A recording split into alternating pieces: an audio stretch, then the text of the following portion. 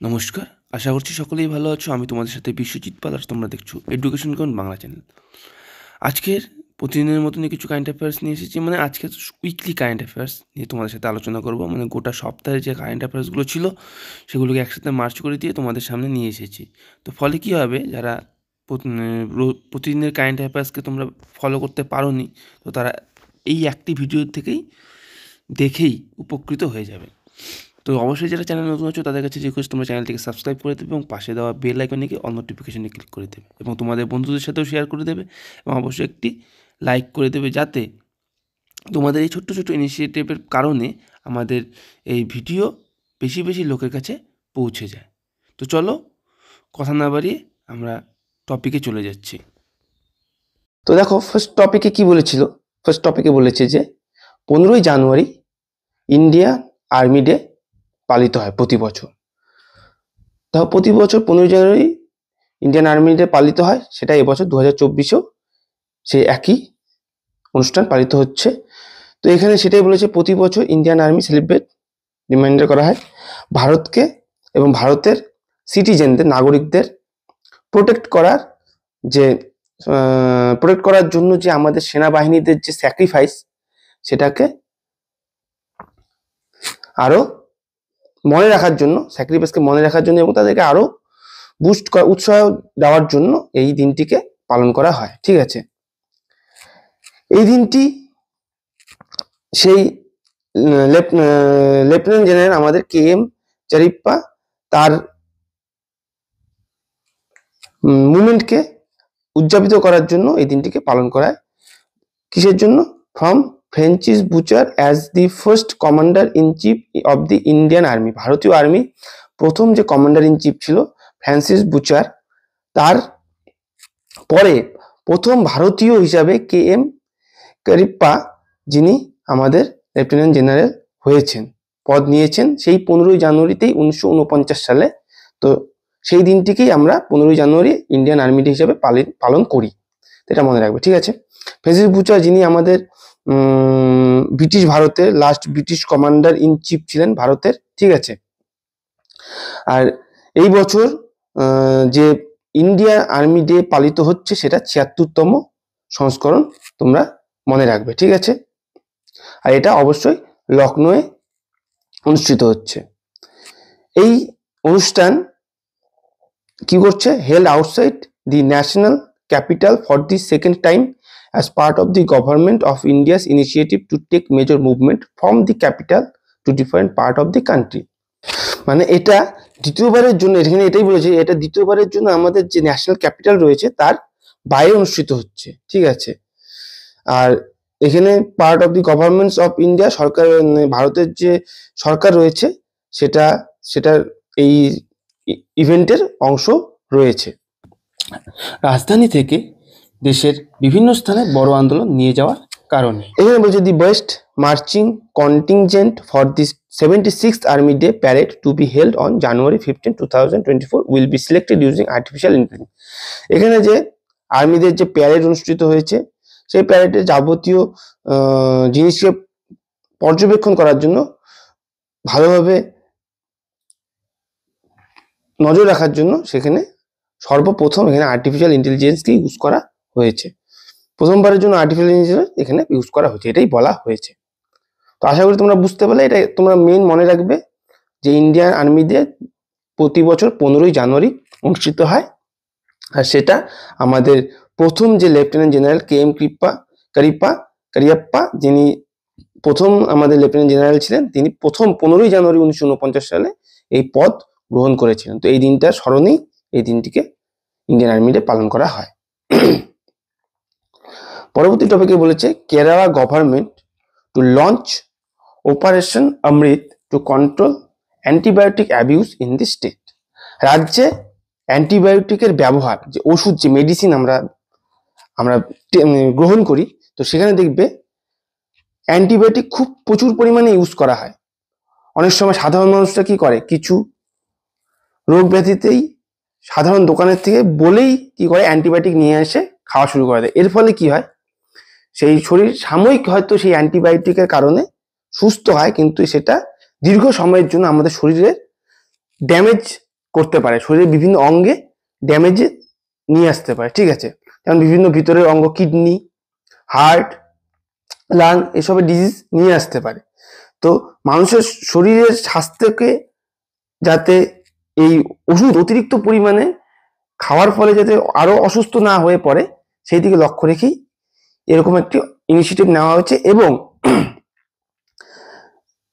এখানে এটাও বলা হয়েছে, দেখো, দি কেরালা ড্রাগ কন্ট্রোল ডিপার্টমেন্ট, এবং এখানে কি কি পদক্ষেপ নেওয়া হচ্ছে এই জিনিসটিকে রোকার জন্য, যে বিনা প্রেসক্রিপশনে যেন মেডিসিনের ফার্মাসিস্টরা যেন এই ওষুধ কাস্টমারকে বা রুগীকে না দেয়, ঠিক আছে। অবশ্যই তাকে প্রেসক্রিপশন রাখতেই হবে, একটি ডক্টর রেকমেন্ড করা। ডক্টররা জানবে যে কোন রুগীর কোন মুহূর্তে কতটুকু পরিমাণ অ্যান্টিবায়োটিক্স এর প্রয়োজন রয়েছে, কি পাওয়ারের অ্যান্টিবায়োটিক্স এর প্রয়োজন রয়েছে, একজন সাধারণ লোক অবশ্যই জানবে না, ঠিক আছে।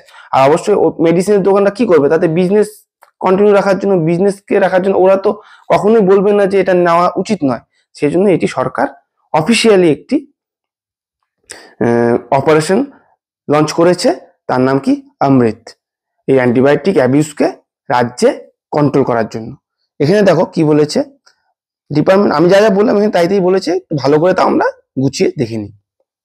দি কেরালা ড্রাগ কন্ট্রোল ডিপার্টমেন্ট, যে কেরালা ড্রাগ কন্ট্রোল ডিপার্টমেন্ট রয়েছে, তারা কি বলেছে, এই টেস্ট লঞ্চ করেছে প্রথম উইক অফ জানুয়ারি, 1 জানুয়ারির প্রথম সপ্তাহে এটাকে লঞ্চ করা হয়েছে। তার নাম কি, অপারেশন অমৃত। অমৃতের ফুল ফর্ম কি রয়েছে এখানে, অমৃতের ফুল ফর্ম হচ্ছে anti microbial resistance intervention for total health, ঠিক আছে, to prevent the over use of antibiotics in the state. রাজ্যে কি হচ্ছে, প্রচুর পরিমাণ প্রয়োজনের তুলনায় অ্যান্টিবায়োটিক্স ইউজ করা হচ্ছে, তো সেই দিকে নজর রেখে রাজ্য সরকার এটিকে চালনা করেছে। ফার্মাসিস্ট, এখানে দেখো নিয়মগুলো কি বলেছে, সরকার বলেছে যে ফার্মাসিস্টদের কি রাখতে হবে, অ্যাকুরেট রেকর্ড রাখতে হবে, তারা কতটা অ্যান্টিবায়োটিক্স সেল করেছে, তাদের এই ইনিশিয়েটিভের মাধ্যমে এটা করা হয়েছে। আর অ্যাডিশনালি এই পোস্টার তাদের মেনশন করতে হবে প্রত্যেকটি শপের সামনে, দোকানের সামনে একটি পোস্টার লাগাতে হবে, কি, antibiotics not sold without doctors prescription, ডাক্তারের প্রেসক্রিপশন ছাড়া অ্যান্টিবায়োটিক্স বিক্রি করা হবে না। এটা অবশ্যই ওষুধের দোকানের সামনে রাখতেই হবে, এটা অবশ্যই চেক করা হবে। সেটার জন্য দেখো কি বলেছে, should be displayed in the establishment, হলো প্রতিষ্ঠানের সামনে রাখতে হবে। If not complied, strict action would be taken against pharmacists and medical stores that supply antibiotics without doctor's prescription. যদি এই জিনিসটি তারা না করে তাহলে তাদেরকে কি করা হবে, সেই প্রতিষ্ঠানের ফার্মাসিস্ট এবং যে মেডিকেল স্টোর রয়েছে তার বিরুদ্ধে ইনিশিয়েটিভ স্টেপ নেওয়া হবে, এবং আর যেটা অবশ্যই যেটা ডক্টরের প্রেসক্রিপশন ছাড়া প্রদান করা হবে মেডিসিন, তার বিরুদ্ধেই নেওয়া হবে। The public can also participate in this initiative by reporting any pharmacist selling antibiotics without prescription in drug control department. এখানে সাধারণ মানুষও সরকারকে হেল্প করতে পারে, তারা রিপোর্ট করতে পারবে এই যে যদি কোনো দোকান কোনো রকম প্রেসক্রিপশন ছাড়া অ্যান্টিবায়োটিক্স প্রোভাইড করে, তাহলে তারাও এই ড্রাগ কন্ট্রোল ডিপার্টমেন্টের কাছে কি করতে পারবে, রিপোর্ট করতে পারবে। তো তাদের রিপোর্টের ভিত্তিতে তারাও স্টেপ নেবে। The state drug control department will deploy a special squad, তারা নিয়োগ করবে, এরা মনিটর করবে এই অ্যান্টিবায়োটিক্স প্রোগ্রামকে। Pharmacists will have to keep the correct details of the antibiotics they sell, তাদের কারেক্ট ডিটেলস রাখতে হবে সবসময়, তারা যে অ্যান্টিবায়োটিক্স গুলো সেল করবে। Pharmacist will have to also display a board at antibiotics, এটা তোমরা বললামই, এটা পূর্বে লিখেছিলাম। আর লাস্টে দেখো কি বলেছে, microbial resistance AMR is considered a silent pandemic by the WHO দ্বারা এটাকে একটি সাইলেন্ট প্যান্ডামিক বলা হয়েছে, মানে একটি সুপ্ত একটি প্যান্ডামিক বলে ঘোষণা করা হয়েছে WHO। মানে অতিরিক্ত পরিমাণে কি হচ্ছে, অ্যান্টিবায়োটিক ইউজ করা হচ্ছে, যে কোনো রোগের বিরুদ্ধে অ্যান্টিবায়োটিক ইউজ করা হচ্ছে, সাধারণ লোকরা কিছু না বুঝে অ্যান্টিবায়োটিক্সকে গ্রহণ করছে। এর ফলে আখেরে কি হচ্ছে, সাময়িক সেই সময়ের জন্য তার সুস্থ শরীরকে ফিট মনে করছে, কিন্তু দীর্ঘদিন অ্যান্টিবায়োটিক ইউজের পরে শরীরের ভেতরে বিভিন্ন সাইড এফেক্ট এবং বিভিন্ন অর্গান ড্যামেজের মাত্রাও বেড়ে যাচ্ছে। তো ঠিক আছে, এটা একটা প্যান্ডামিক বলতে পারো। তো কি হচ্ছে, পরে দীর্ঘদিন সেটা নিয়েই আবার লড়াই করতে হচ্ছে সেই সব লোকেদেরকে, জীবন মরণ লড়াইয়ের দিকে যেতে হচ্ছে তাদেরকে। তো এই দিকেই এইসব ইনিশিয়েটিভকে লক্ষ্য রেখেই কেরালা গভর্নমেন্ট এই অমৃত অপারেশনকে লঞ্চ করেছে। দেখো, এটা অবশ্যই আমাদেরও জেনে চলা উচিত যে অ্যান্টিবায়োটিক্স আমাদেরও না জেনে খাওয়া উচিত না, অবশ্যই ডক্টরের প্রেসক্রিপশনে টেক করা উচিত। পরবর্তী নেক্সট টপিকে কি বলেছে, নেক্সট টপিকে বলেছে crown prince Frederick X become king of Denmark. ডেনমার্কের রাজা ফ্রেডরিক 10 তাদের যে সে প্রিন্স ছিল, সে হচ্ছে তাদের সিংহাসনে আসীন হলেন। 14 জানুয়ারি 2024 ডেনমার্ক তাদের হিস্ট্রি রচনা করলেন। সেখানকার যে প্রিন্স ছিলেন তিনি ফ্রেডরিক, তিনি 10ম রাজা হিসাবে সেখানে পদার্পণ করলেন সেখানকার সিংহাসনে। তিনি তার মার বদলে সেই সিংহাসনে বসলেন কুইন মার্গারেট 2 এর বদলে। তার মা কে ছিলেন মার্গারেট 2, তার বদলে তিনি সিংহাসনে আসীন হলেন। হু formally abdicated after 52 years as monarch. He is the oldest son of the Queen Margaret. তিনি মার্গারেটের সব থেকে বড় পুত্র। অস্ট্রেলিয়ান বর্ন, অস্ট্রেলিয়ায় জন্ম।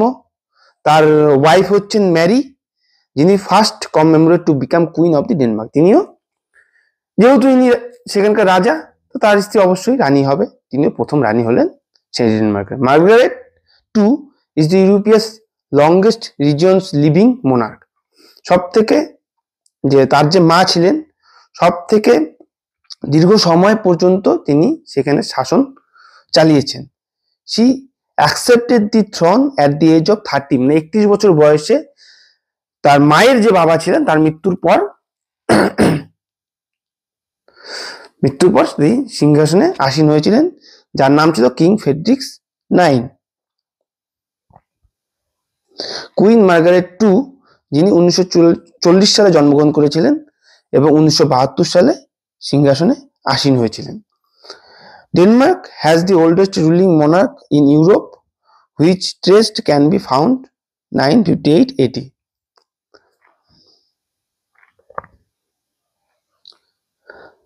আর কনস্টিটিউশন, যেখানে ড্যানিশ কনস্টিটিউশন হিসাবে সেখানকার রাজাদের আর কি এই শাসনে, রাজার যে শাসন, তাদের সীমিত কিছুই পাওয়ার থাকে গভর্নমেন্ট, সেখানকার ডেনমার্কের গভর্নমেন্ট অনুযায়ী, রুল অনুযায়ী। তো এটাই বলেছে, ঠিক আছে। রাজা তিনি হয়েছেন, কিন্তু সমস্ত ক্ষমতা তার হাতে থাকে না, ঠিক আছে, সরকারের হাতেই থাকে। কিছু ক্ষমতা, সীমিত কিছু ক্ষমতাই তিনি প্রয়োগ করতে পারেন। পরবর্তী টপিক কি বলেছে, পোঙ্গাল, উত্তরায়ণ, ভোগালী, বিহু অ্যান্ড ভোগী ওয়ার সেলিব্রেটেড। এটি কি 4টি উৎসব যে সবগুলো অনুষ্ঠিত হলো। এই অনুষ্ঠানগুলো কি হয়, সূর্যের journey towards the Northern hemisphere, উত্তর গোলার্ধে সূর্যের জার্নিকে নিয়েই এটা অনুষ্ঠানগুলো পালিত হয়। যেখানে আসাম সেলিব্রেট করে মাঘ বিহু, ঠিক আছে, মাঘ মাসের বিহু উৎসব পালন করে। তাদের হারভেস্ট ফেস্টিভ্যাল করে, মানে চাষাবাদ জনিত আর কি উৎসবও পালন করা হয়, যেটাকে ভোগলি বিহু এবং মাঘর দোমাহিও বলা হয়। It is the first festival of the year. এটি এই বছরের প্রথম ফেস্টিভ্যাল, যেটা brings people from different communities together, যেটা বিভিন্ন কমিউনিটির লোকেদেরকে একসাথে করে। People together enjoy the winter crops and pray the prosperity of the rest of the year. মানুষেরা তাদের ফসলের যে শীতের ফসলকে উদযাপন করে, নতুন ফসল হয় সেই সময়টাকে উদযাপন করে, এবং আগামী যে বছরের বাকি যে বছরগুলো রয়েছে সেই বছর সম্বন্ধে, বছরটা যেন তাদের ভালো যায় সেদিকেও প্রার্থনা করে। তামিলে এটাকেই বলা হয় কি, পোঙ্গাল, আর পাঞ্জাবে বলা হয় লোহরি। ইট called Makar Sankranti in Northern part of India. ভারতের উত্তর অংশে এটাকে মকর সংক্রান্তি বলা হয়, মানে যেটা আমরা পালন করি পৌষ সংক্রান্তি হিসাবে, সেটাই মকর সংক্রান্তি, ঠিক আছে, বলা হয়। মাঘ বিহু চলাকালীন মানুষেরা কি করে, have fests and light bonfire. Fest মানে উৎসব পালন করা হয়, এখানে খাওয়া দাওয়া করা হয় এবং বনফায়ারও করা হয়। এই দিন মাঘ বিহুর আগে এটাকে কি বলা হয়, উরুকা অথবা বিহুর সময় বলা হয়, বিহুর এরা বলা হয়। It is the last day of the Poush month the Assamese calendar. এটা আসামিস ক্যালেন্ডারে পৌষ মাসের অন্তিম দিন, যেটা আমরা পৌষ সংক্রান্তিও বলি, সেটা অ্যাসামিস ক্যালেন্ডারে বলা হয়েছে। বিহুর অংশ হিসাবে মানুষেরা কি করে, বিল্ড মেকশিফট কটেজ কল্ড ভেলাঘর। তাহলে বিহুর অংশ হিসাবে মানুষেরা সেখানে বিহু উৎসবের আর কি পার্ট হিসাবে সেখানকার মানুষেরা সেখানকে একটি ভেলাঘর তৈরি করে, যেটা একটা কুড়ে ঘর টাইপের বলতে পারো। তাহলে তোমরা বুঝতে পারলে যে এখানে পোঙ্গল, উত্তরায়ণ, ভোগালী বিহু এবং ভোগী এগুলো একই সময় সেলিব্রেট করা হয়, বিভিন্ন রাজ্যে বিভিন্ন নামে। ঠিক আছে, পরবর্তী টপিক কি বলেছে, Rajasthan international Camel festival starts in Bikaner. রাজস্থানে যে বিকানেরে ইন্টারন্যাশনাল ক্যামেল ফেস্টিভ্যাল অনুষ্ঠান, মানে আন্তর্জাতিক ক্যামেল ফেস্টিভ্যাল শুরু করা হয়েছে। বিশ্বের বিখ্যাত এই ক্যামেল ফেস্টিভ্যাল 3 দিন ব্যাপী অনুষ্ঠিত হয়। ঠিক আছে, যেটা বিকানেরে শুরু হচ্ছে। এই বছরের থিম কি? এবছরের থিম হচ্ছে of the festival of this year, icons of Bikaner to specially icons of Bikaner এবছরের থিম। ঠিক আছে, এটা স্পেশালি প্রমোট করে কি, সেখানকার লোকাল লোকেদের, স্থানীয় লোকেদের কলা এবং ক্রাফটসম্যান তাদের হাতের কাজ যেগুলো রয়েছে সেগুলোকেই প্রমোট করার জন্য এই ইন্টারন্যাশনাল ক্যামেল ফেস্টিভ্যালকে বিকানেরে শুরু করা হয়েছে।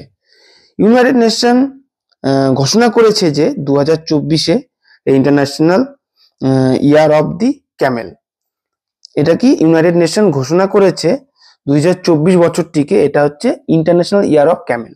ঠিক আছে, the tourism department and Bikaner district, রাজস্থানের যে ট্যুরিজম ডিপার্টমেন্ট রয়েছে এবং বিকানের ডিস্ট্রিক্ট রয়েছে, যে অ্যাডমিনিস্ট্রেশন রয়েছে, তারা complete all their preparation for this event. এই ইভেন্টের জন্য তারা সম্পূর্ণভাবে তৈরি, এবং various cultural program and competitions will be organised during this festival. এই অনুষ্ঠান চলাকালীন বিভিন্ন রকম সেখানকার সাংস্কৃতিক অনুষ্ঠান এবং প্রতিযোগিতামূলক কার্যক্রম অনুষ্ঠিত হবে।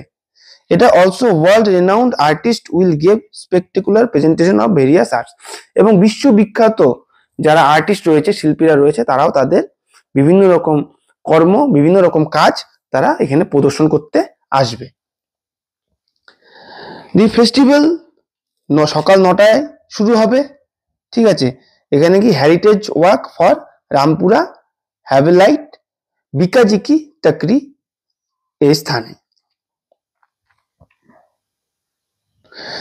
Rangoli, mehndi, drawing competition, various competition including camel dance, camel for cutting, camel makeup, camel race and rural sports, various competition including tug of war, wrestling, kabaddi, kho-kho, women's matka race, dune race will organized in this desert। এই মরুভূমিতে অনুষ্ঠিত হতে চলেছে। তো এই যেগুলো নাম বললাম আমরা, বিভিন্ন রকম competition, camel dance, camel fur cutting, camel make up, camel race and rural sports, various competition. এছাড়াও রয়েছে কি tug of war, wrestling, kabaddi, kho-kho, women's matka race, এইসব টাইপের বিভিন্ন রকম প্রতিযোগিতামূলক অনুষ্ঠানও হতে চলেছে। তো এখানে তোমরা বুঝতেই পারলে যে এটা একটা আন্তর্জাতিক ইন্টারন্যাশনাল ক্যামেল ফেস্টিভ্যাল বিকানেরে হচ্ছে।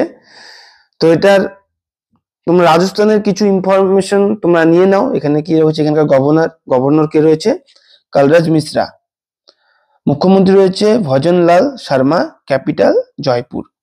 ন্যাশনাল পার্ক গুলো কি কি রয়েছে, Keoladeo national park, Ranthambore national park, তারপরে Mukundra national park, wild life sanctuaries গুলো কি রয়েছে, বন্ধ ভারত ওয়াইল্ড লাইফ স্যাংচুয়ারি, তারপরে Ramgarh Vishdhari world sanctuary, Jaisamand WL sanctuary মানে world sanctuary, wild life sanctuary. তো এইগুলো মনে রাখবে, তোমরা স্ক্রিনশটও নিয়ে নিতে পারো, ঠিক আছে। পরবর্তী টপিকে বলেছে কি, পশ্চিমবঙ্গের সব থেকে ফেমাস মেলা, যা ভারতের দ্বিতীয় বৃহত্তম হিন্দু বলতে পারো একটি মেলা, ঠিক আছে, গঙ্গাসাগর মেলা 2024-এ প্রতি বছরের মতনই সেই মকর সংক্রান্তির দিন অনুষ্ঠিত হয়। এই মেলার উদ্দেশ্য কি, এই মেলা বিশেষত কপিল মুনির আশ্রমে সংলগ্ন যে সাগর দ্বীপ বলে জায়গার স্থান রয়েছে আমাদের পশ্চিমবঙ্গের ঠিক দক্ষিণ দিকে, তো সেখানেই এই মেলাকে অনুষ্ঠিত হয়, ঠিক আছে। এখানে কি কি জন্য মানুষ উপস্থিত হন, দীর্ঘ 7 দিন ব্যাপী মেলা চলে, আর এই মেলা শেষ হয় ঠিক মকর সংক্রান্তির পরের দিনে, ঠিক আছে। মেন মেলা উৎসব যে স্নানের কাজ হয় এই উৎসবে, তো সেটা মকর সংক্রান্তি এবং তার পরের দিন মূলত। দি গঙ্গাসাগর মেলা হেল্ড এভরি ইয়ার, প্রতি বছর ইন বেঙ্গল, বেঙ্গলে হয়, তোমরা আমি বলেই দিলাম, আর তোমাদের হেডিংও রয়েছে। এটা দ্বিতীয় বৃহত্তম মেলা বলতে পারো, এবং এখানে জনসমাগম দ্বিতীয় বৃহত্তম হয় আফটার কুম্ভ মেলা, কুম্ভ মেলার পরে এটা স্থান, ঠিক আছে। It is an annual event held exclusively on Sagardwip, তোমাদের বললাম সাগরদ্বীপে হয় অনুষ্ঠিত, অলসো নোন অ্যাজ সাগর আইল্যান্ড, ঠিক আছে, এটা সমুদ্রের মাঝখানে একটি আইল্যান্ড। প্রতি বছর এই মকর সংক্রান্তি চলাকালীন বিভিন্ন পুণ্যার্থীরা সমগ্র দেশ থেকে এখানে জমায়েত হন এবং এই গঙ্গাসাগর মেলাকে কি করেন, উপস্থিত হন এবং গঙ্গাসাগর মেলাকে কার্যকরী করে, ঠিক আছে।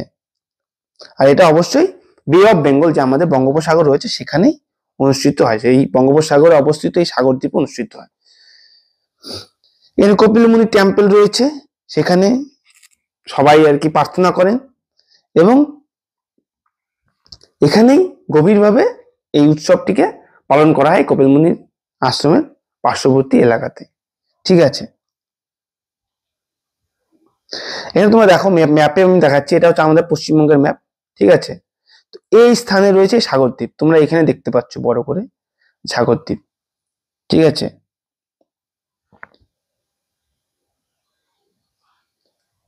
মূলত এটা দক্ষিণ 24 পরগনায় অবস্থিত, ঠিক আছে।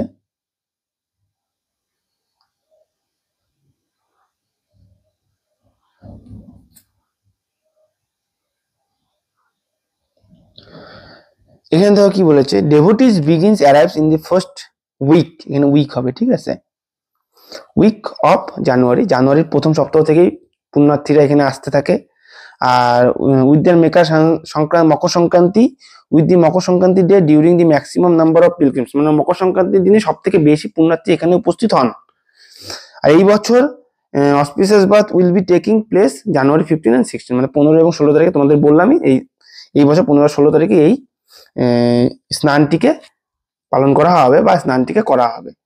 গঙ্গাসাগর মেলা স্নান স্প্যান্স 7 দিন ধরে হয়, কিন্তু অ্যাকচুয়াল স্নান হয় সেই 15-16 তারিখে, যেটা মকর সংক্রান্তি, এবং তারপরের দিন, এবং its religious ceremonious commence a day before Magha Sankranti and conclude the following day, একদিন আগে থেকে শুরু হয়, সেটা মকর সংক্রান্তির পর দিন শেষ হয়ে যায়।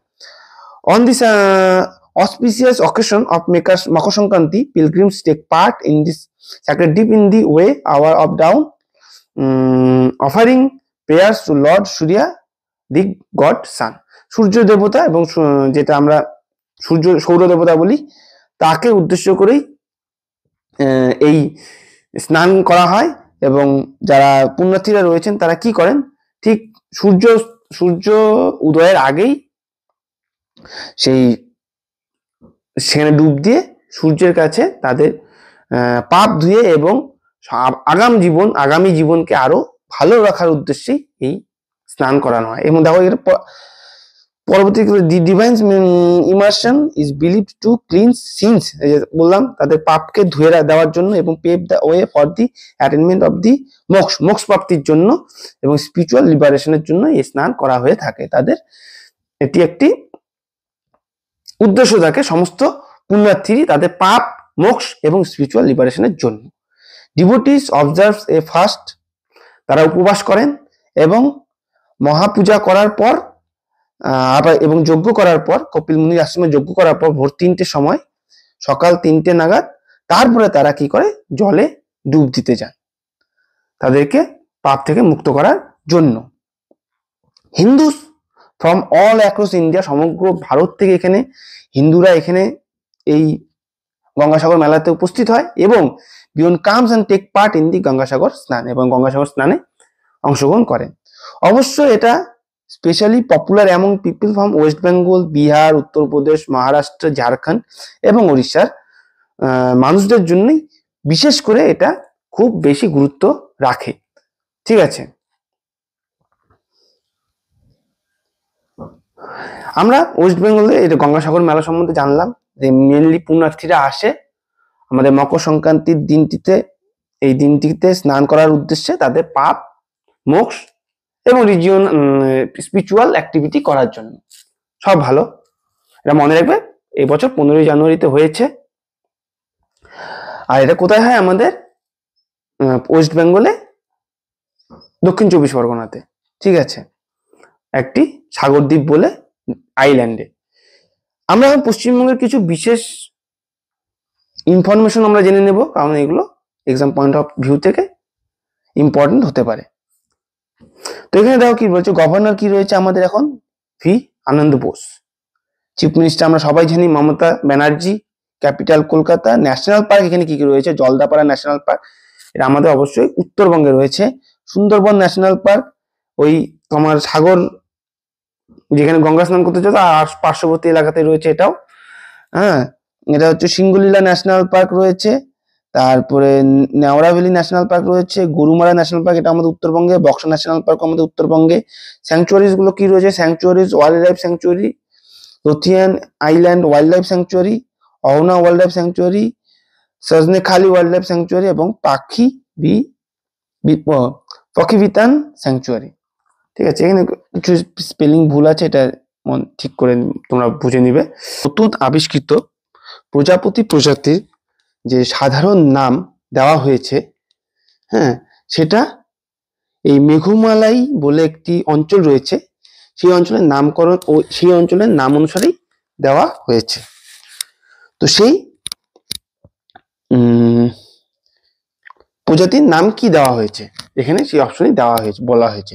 তো দেখো অপশন 4টি দেওয়া রয়েছে, rain forest silver line, Meghamalai silver line, Meghamalai cloud forest silver line আর মেঘমালাই ক্লাউড সিলভার লাইন। এখানে অবশ্যই সঠিক অ্যান্সার কি হয়ে যাবে, Meghamalai cloud forest silver line, এটি হয়ে যাবে সঠিক অ্যান্সার।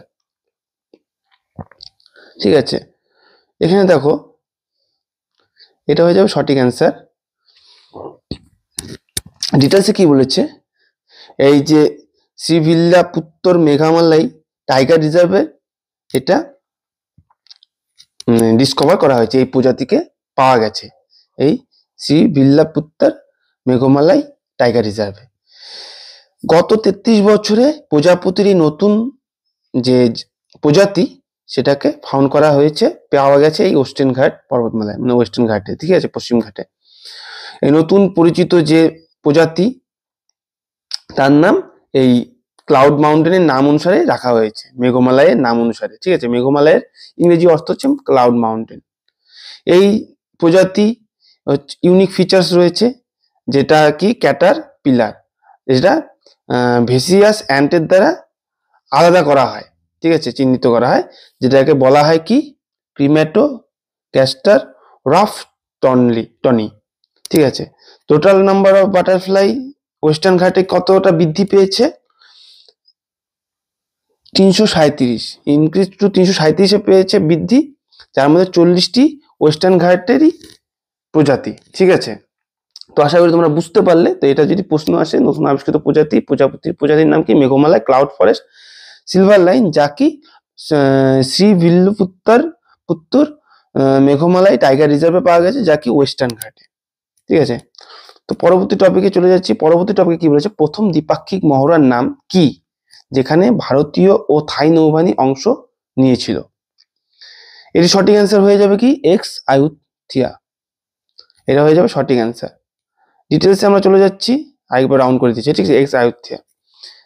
ভারতীয় নেভি বা যে নাভাল রয়েছে এবং রয়্যাল থাই নেভি তারা একসাথে এই যুক্ত মহড়া করছে এক্স আয়ুথিয়া। ঠিক আছে,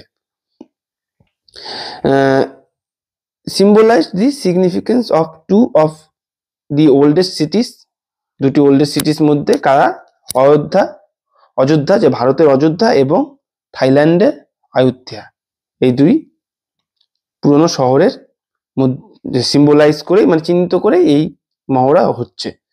এই এক্সারসাইজ কি হবে 20 থেকে 23 ডিসেম্বর পর্যন্ত হয়েছিল আর কি, কন্ডাক্ট করা হয়েছিল এই দুই দেশের নেভিদের মধ্যে। ভারতীয় নেভি যে শিপ এখানে পার্টিসিপেট করেছিল এই মহড়াতে সেটা হচ্ছে কুলিশ এবং ইন এলসিইউ 56 পার্টিসিপেটেড 56 জন আর কি এলসিইউ এখানে পার্টিসিপেট করেছিল ইন দিস এক্সারসাইজ, এবং থাই মেজেস্টিস শিপ এখানে পার্টিসিপেট করেছিল, যেখানে রয়্যাল থাই নেভি যেটাকে রিপ্রেজেন্ট করেছিল এই এক্সারসাইজ।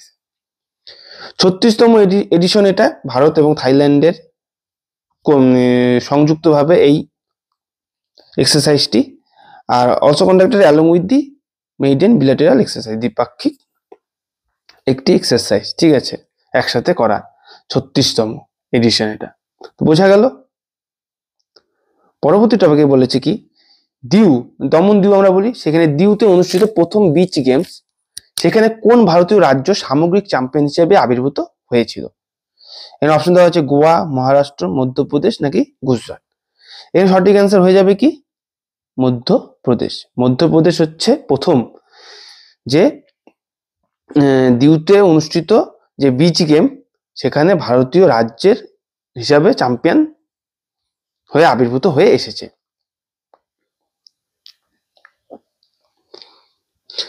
এই 2024-এর যে বিচ গেম সেটা নীল ফ্ল্যাগ পাওয়া সার্টিফাইড কি ঘোগলা বিচে দিউতে অনুষ্ঠিত হয়েছে। মধ্যপ্রদেশ এখানে শীর্ষস্থান অধিকার করেছে তাদের 18টি মেডেলের সাথে, যেখানে 60টি গোল্ড মেডেল রয়েছে। মহারাষ্ট্র জিতেছিল 14টি মেডেল, তার মধ্যে 3টি গোল্ড, এবং তামিলনাড়ু, উত্তরাখণ্ড এবং যে দাদরা যে হোস্ট করেছে, দাদরা বা দমন দিউ যেটাকে বলা হয় দাদরা নগর হাভেলি দিউ এবং দমন, তারা 12টি মেডেল পেয়েছে প্রত্যেকেই। ঠিক আছে, আর আসাম জিতেছে 8টি মেডেল, যার মধ্যে 5টি ছিল গোল্ড মেডেল। এই ফাইনালে লাক্ষাদ্বীপ গোল্ড মেডেল জিতেছিল তাদের বিচ সকারে। ঠিক আছে, হিস্টোরিক অ্যাচিভমেন্ট, ঐতিহাসিক একটি অ্যাচিভমেন্ট এটা অর্জন করেছে এই প্রাচীন আইল্যান্ড রিজিয়নে। ঠিক আছে, আইল্যান্ড রিজিয়ন এই লাক্ষাদ্বীপ যেটা বলা হয়, লাক্ষাদ্বীপ বলা হয় সেটা। দে ডিফিটেড মহারাষ্ট্র, তারা মহারাষ্ট্রকে হারিয়েছে 5-4 আর কি সেতে গোলে ইন দি টাইটি কন্টেস্ট ফাইনাল। যেহেতু সকার কি ফুটবল, তো সেখানে 5-4 হারিয়েছে লাক্ষাদ্বীপ কাকে? মহারাষ্ট্রকে। This excellence of sports remains at its peak from 4 to 11 January, 4 থেকে 11 জানুয়ারি অনুষ্ঠিত হয়েছে। আর এই পিরিয়ড চলাকালীন 1404 জন অ্যাথলেটিক এখানে পার্টিসিপেট করেছিল, যেখানে 21 বছর থেকে 21 বছরের নিচে আর কি যারা অ্যাথলেটিক ছিল তারা 1404 জন এখানে পার্টিসিপেট করেছে, এটাই বলেছে। ঠিক আছে, 21 বছরের নিচে, আর 18টি রাজ্যের থেকে এখানে অংশগ্রহণ করেছে, বোঝা গেল। তো সেখানে সবার প্রথম সর্বশীর্ষে রয়েছে মধ্যপ্রদেশ রাজ্য। পরবর্তী টপিকে কি বলেছে? পরবর্তী টপিকে বলেছে নিপা ভাইরাস, তার জন্য যে প্রথম মানব ভ্যাকসিন ট্রায়াল শুরু করেন সেটা কে? এখানে কি হয়ে যাবে? অক্সফোর্ড সায়েন্টিস্টরাই প্রথম নিপা ভাইরাসের জন্য প্রথম মানব ভ্যাকসিন ট্রায়াল, মানে এরা সরাসরি মানুষের উপরেই এই ট্রায়াল চালাবে। তো এখানে ডিটেলস দেখো কি বলেছে। অক্সফোর্ডের সায়েন্টিস্টরা, যেটা ইউকে সাথে রিলেটেড, ঠিক আছে, সেখানে প্রথম এই হিউম্যান ভ্যাকসিন ট্রায়াল চালু হচ্ছে কিসের বিরুদ্ধে? মারণ ব্যাধি নিপা ভাইরাসের বিরুদ্ধে, যেটা আমাদের এশিয়ার কান্ট্রিগুলোকে ভীষণভাবে এফেক্ট করছে, যার মধ্যে আমাদের ভারতও যুক্ত রয়েছে। এই ট্রায়ালে CHAdOx1 নিপা ভ্যাকসিন কে আর কি পরীক্ষা করা হবে এই অক্সফোর্ড ভ্যাকসিন গ্রুপের দ্বারা, যার মধ্যে 51 জন যুক্ত রয়েছে। এই ভ্যাকসিন যাদের উপর আর কি প্রয়োগ করা হবে তারা অবশ্যই 18 থেকে 55 বছর বয়সী। ঠিক আছে। এই research said that Nipah virus is a devastating disease, ধ্বংসাত্মক একটা ডিজিজ, যেটা 75% পর্যন্ত কেসকে আর কি খুবই গুরুতর পর্যায়ে নিয়ে চলে যায়।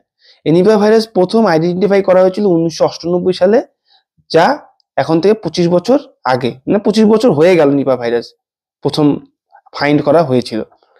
গ্লোবাল হেলথ কমিশন এখনো পর্যন্ত এই ভ্যাকসিনের অ্যাপ্রুভ দেয়নি ট্রিটমেন্টের জন্য, কিন্তু এখন কি করা হচ্ছে, এটা হিউম্যান ভ্যাকসিন ট্রায়াল দেওয়া হচ্ছে। ঠিক আছে, পুরোপুরি জনসাধারণের মধ্যে এখনো ইউজ করার পারমিশন দেওয়া হয়নি। এই রিসার্চ বলছে যে এই ভ্যাকসিনের ইউজ এই প্ল্যাটফর্মের দ্বারা সেম ভাইরাল ভেক্টর ভ্যাকসিন যেটা আমাদের কোভিড-19 ভ্যাকসিনও অ্যাস্ট্রাজেনেকা করেছিল, সেই প্ল্যাটফর্মের দ্বারাই করা হচ্ছে। ঠিক আছে, এখানে এটাই বলেছে। তো এটা মনে রাখবে, অক্সফোর্ড সায়েন্টিস্টের দ্বারা এই নিপা ভাইরাসের প্রথম মানব ভ্যাকসিন ট্রায়াল শুরু করা হয়েছে। আমরা পরবর্তী টপিকে চলে যাচ্ছি। পরবর্তী টপিকে কি বলেছে, 2024 সালে জাতীয় স্টার্টআপ দিবস কবে পালিত হবে? এটা অবশ্যই 16ই জানুয়ারি। ঠিক আছে, তাহলে আমাদের বিস্তারিত আলোচনায় কি রয়েছে? বিস্তারিত আলোচনায় রয়েছে 2022 সালে প্রধানমন্ত্রী নরেন্দ্র মোদী ঘোষণা করেছিল এই 16ই জানুয়ারি দিনটিকে ন্যাশনাল স্টার্টআপ ডে হিসাবে। হ্যাঁ, প্রথম ন্যাশনাল স্টার্টআপ ডে সেলিব্রেট করা হয়েছিল 2026 সালে, যেটা 2016 সালে লঞ্চ হয়েছিল। মানে স্টার্টআপ ডে হিসাবে উদযাপন করা শুরু হয়েছিল 2022 সাল থেকে, কিন্তু এটা প্রথমেই আর কি এটা হচ্ছিল এই প্রোগ্রামটা, ইনিশিয়েটিভটা। ঠিক আছে, 2016 সাল থেকে প্রথম লঞ্চ করা হয়েছিল। The start up India initiative has seen tremendous growth, মানে খুব ভালো একটি গ্রোথ হয়েছে, যার নাম্বার স্টার্টআপ ইনক্রিজ করেছে 340-এর উপরে in the year of its launch to over 1,15,000 in 2023। মানে 340টার থেকে 2023-এ এখন পর্যন্ত 1,15,000 উপরে স্টার্টআপ চলে গেছে।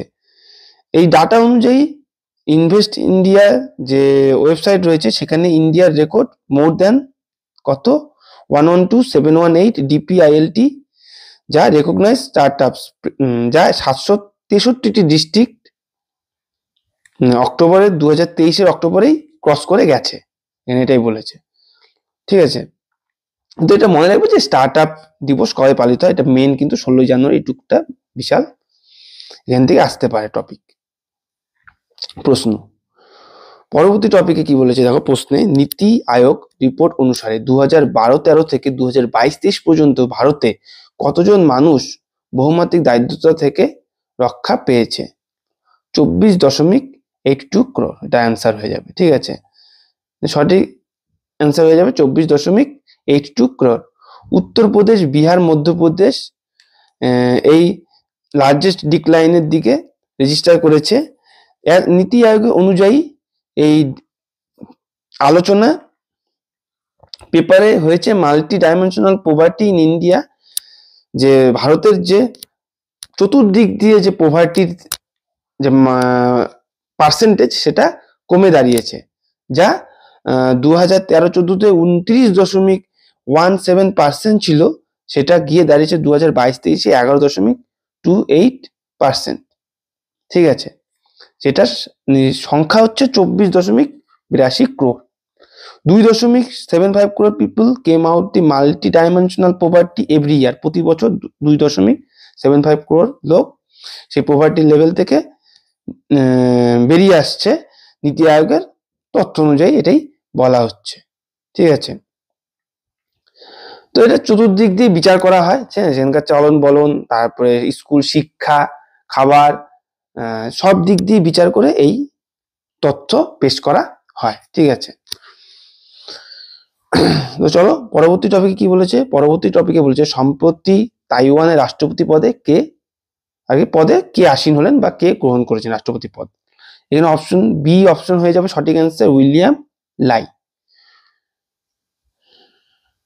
উইলিয়াম লাই হয়ে যাবে সঠিক অ্যান্সার। উইলিয়াম লাই, যাকে লাইচিংতে বা লাইচিংতে বলেও জানা যায়। লাইচিংতে রুলিং কি ডেমোক্রেটিক প্রোগ্রেসিভ পার্টি ডিপিপি থেকে দাঁড়িয়েছে এবং he was serving as the vice president of Taiwan. তিনি এর পূর্বে ভাইস প্রেসিডেন্ট হিসেবেও, তাইওয়ানের ভাইস প্রেসিডেন্ট হিসেবেও আসীন ছিলেন।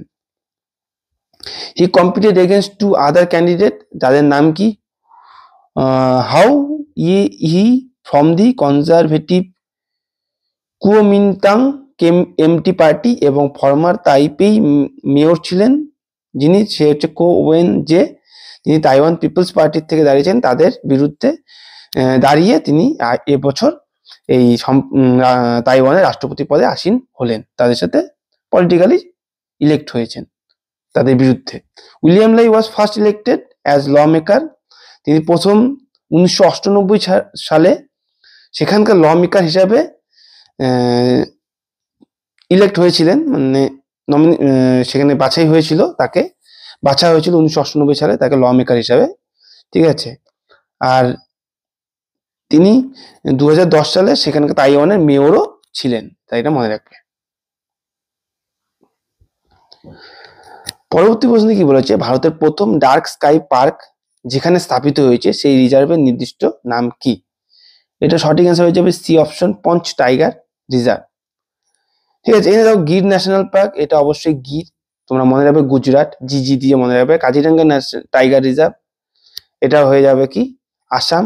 আর সুন্দর বনস ন্যাশনাল পার্ক, এটা হয়ে যাবে আমাদের ওয়েস্ট বেঙ্গল। ঠিক আছে, আর পাঁচ টাইগার রিজার্ভ যা ভারতের প্রথম ডার্ক স্কাই পার্ক, এটা মহারাষ্ট্রে অবস্থিত। এখানে দেখো আমরা ডিটেলসে চলে যাচ্ছি। ডিটেলসে কি বলেছে? পঞ্চ টাইগার রিজার্ভ মহারাষ্ট্র, যেটা ভারতের প্রথম ডার্ক স্কাই পার্ক, ঠিক আছে, এটা এবং fifth search park in Asia, এবং এশিয়ার মধ্যে পঞ্চম এই ধরনের পার্ক যা স্থাপিত হয়েছে। এটার ডিজাইন, এটাকে ডেজিগনেটেড করা হয়েছে কি হিসাবে? ডার্ক স্কাই পার্ক হিসাবে, টু প্রোটেক্ট কি নাইট স্কাইকে, রাতের আকাশকে এই বিভিন্ন লাইট পলিউশন থেকে এবং বিভিন্ন রকম আইডিয়াল অ্যাস্ট্রোনমিকে আরো ভালোভাবে বুস্ট করার জন্যই এই টাইগার রিজার্ভকে স্থাপিত করা হয়েছে, মানে রাতের আকাশকে আরো ভালোভাবে দূষণমুক্ত করার জন্য। ঠিক আছে, এখন কি হয়? আমরা রাতের আকাশকে কিন্তু অনুভব করতে পারি না। বিভিন্ন জায়গায় কি হয়? কৃত্রিম আলো, কৃত্রিম আর্টিফিশিয়াল লাইটস, সেগুলো আমাদের চোখকে অনেক ঝাপসা করে দিচ্ছে এবং আকাশকেও আমাদের অনেক দূরে নিয়ে চলে যাচ্ছে। ঠিক আছে, আগে যখন আমরা লাইট থেকে কম থাকতাম, কি হতো? রাতের আকাশে আমরা আকাশকে উপভোগ করতে পারতাম, আকাশের তারা, নক্ষত্র, গ্রহ, এদেরকে উপভোগ করতে পারতাম। দূর থেকে যে সব তারাগুলো দেখা যেত, আমরা সেগুলোকে উপভোগ করতাম, কিন্তু এখন সেগুলো আর অনেক আমরা ভুলেই গেছি। এই উপভোগটাকে, যাতে সেখানকার প্রাণীরাও তাদের জীবনকে আরো সুন্দরভাবে চালাতে পারে, ঠিক আছে, তো সেই দিকে লক্ষ্য রেখে এই পেঞ্চ টাইগার রিজার্ভকে প্রথম ডার্ক স্কাই পার্ক হিসাবে ঘোষণা করা হয়েছে। পরবর্তী প্রশ্নে কি বলেছে? ইতিহাসের কোন বিভাগটি সৌর সংকলন প্রকল্পের কেন্দ্রবিন্দু হবে? এটা হবে কি? Military history. এখানে কি বলেছে? এই প্রজেক্ট, যে সৌর সংকলন, এই প্রজেক্টের অধীন ডিজিটাল আর্চিভ মিলিটারি হিস্ট্রি, যেটা 700 ঘন্টার ওপর এই অডিও ভিজুয়াল কন্টেস্ট হবে, যেখানে 11 লাখ পেজ 1948 সালের রেকর্ড অনুযায়ী জম্মু এবং কাশ্মীরের যে দাঙ্গা বা কনফ্লিক্ট, সেগুলোকেও পেশ করা হয়েছে, এবং 1961 সালের যে গোয়া লিবারেশন এবং দি ইন্ডিয়া পাকিস্তান ওয়ার 1965 থেকে 71 সালে সেখানে তুলে ধরা হয়েছে। ঠিক আছে,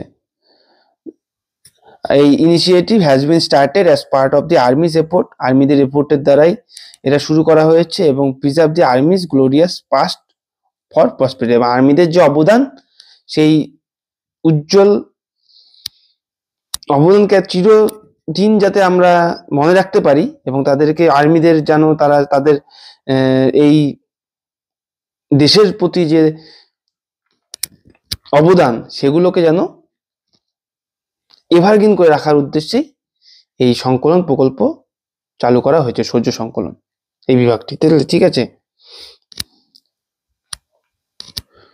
তাহলে এই হিস্ট্রিগুলো মনে রাখবে যে আমাদের যে 1965 থেকে 1971 সাল পর্যন্ত ইন্ডিয়া পাকিস্তানের যুদ্ধ হয়েছিল, তারপর 1961 সালে গোয়া লিবারেশন, তারপর 1948 সালে যে জম্মু কাশ্মীরের যে কনফ্লিক্ট, সেগুলোকে 11 লাখ অডিও ভিজুয়াল কন্টেস্ট এবং 11 লাখ পেজের মধ্যে রেকর্ড করা রয়েছে,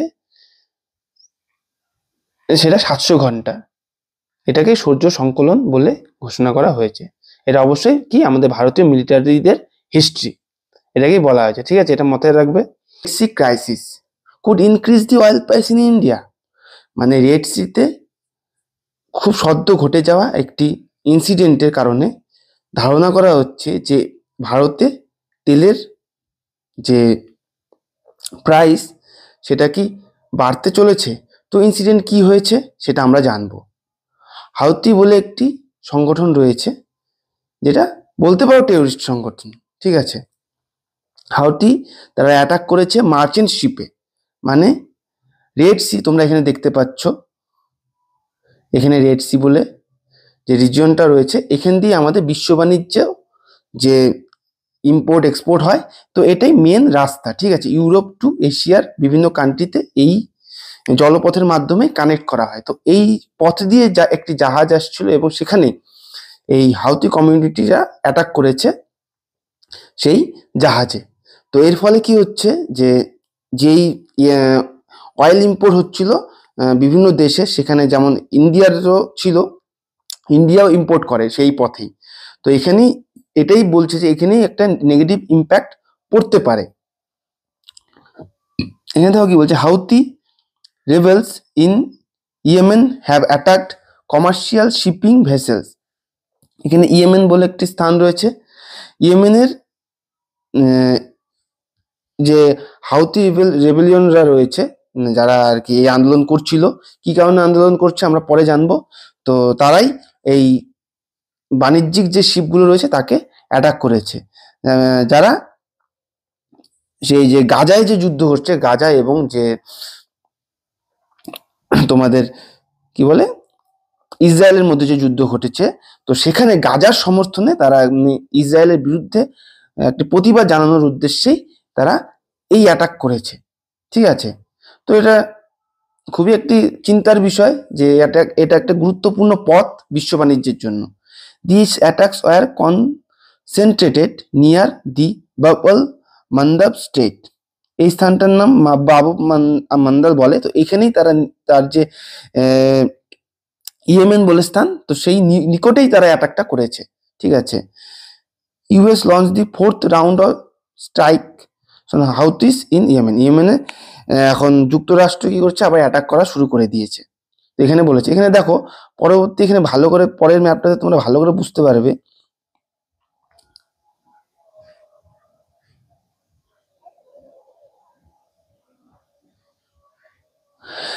এই যে আমাদের বিশ্ব বাণিজ্য হয়, তো এই পথটা দিয়ে, মানে এই পথ দিয়ে সুয়েজ খালের, মানে লোহিত সাগর যে রয়েছে রেড সি, তো সেখান থেকে সুয়েজ খালের মাধ্যমে রেড সি হয়ে আমাদের সাউথ ইন্ডিয়ান কান্ট্রিতে, ইউরোপের সাইড থেকে, যে দেশের থেকে, ইউরোপিয়ান কান্ট্রি থেকে সব ইম্পোর্ট করতে পারি আমরা জাহাজের মাধ্যমে। ঠিক আছে, বিশ্ব বাণিজ্যের ক্ষেত্রে।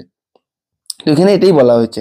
এখানে তো আরো কিছু, যদি এই লোহিত সাগর হচ্ছে বিশ্বের সব থেকে মানে একটি ডেন্সলি প্যাকড শিপিং চ্যানেল, মানে এখানে সবসময় শিপ যাতায়াত করে। ঠিক আছে, তো এটি ঘনবসতিপূর্ণ জাহাজ যাওয়ার একটি বিশ্বের সব থেকে মুখ্য দুয়ার বলতে পারো বাণিজ্যের ক্ষেত্রে। ইট is the most significant waterway to connect Europe two Asia, যেটা আমি বললাম তোমাদের, এবং ইস্ট আফ্রিকা এশিয়াকে ইউরোপের সাথে কানেক্ট করে এই পথটি, জলপথটি।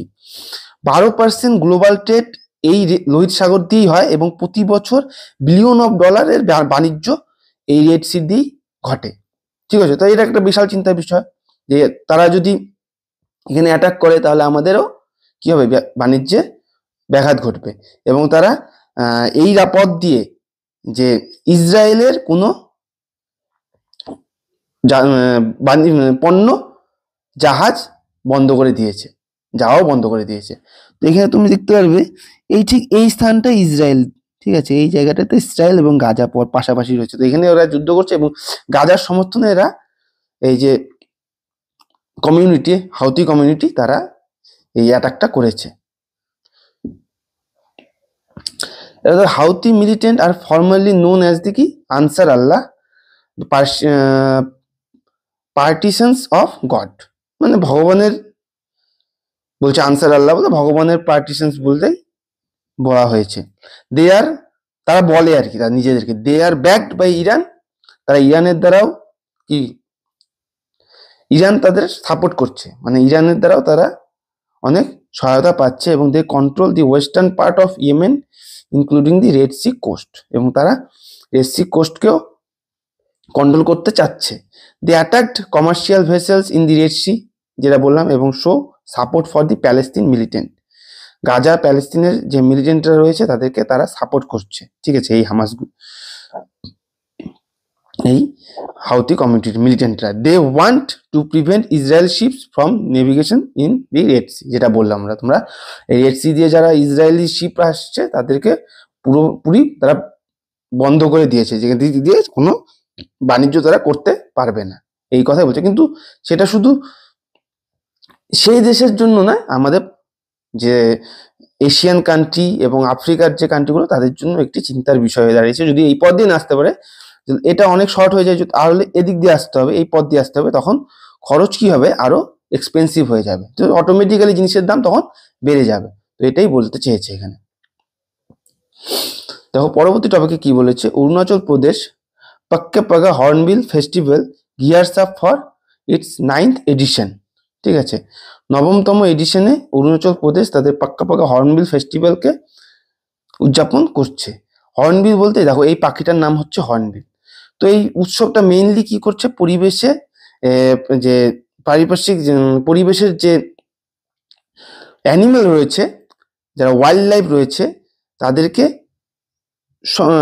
সংরক্ষণ করার উদ্দেশ্যেই এই পাক্কা পাগা হর্নবিল ফেস্টিভ্যালকে উদযাপন করা হচ্ছে। এটা হচ্ছে 9ম এডিশন।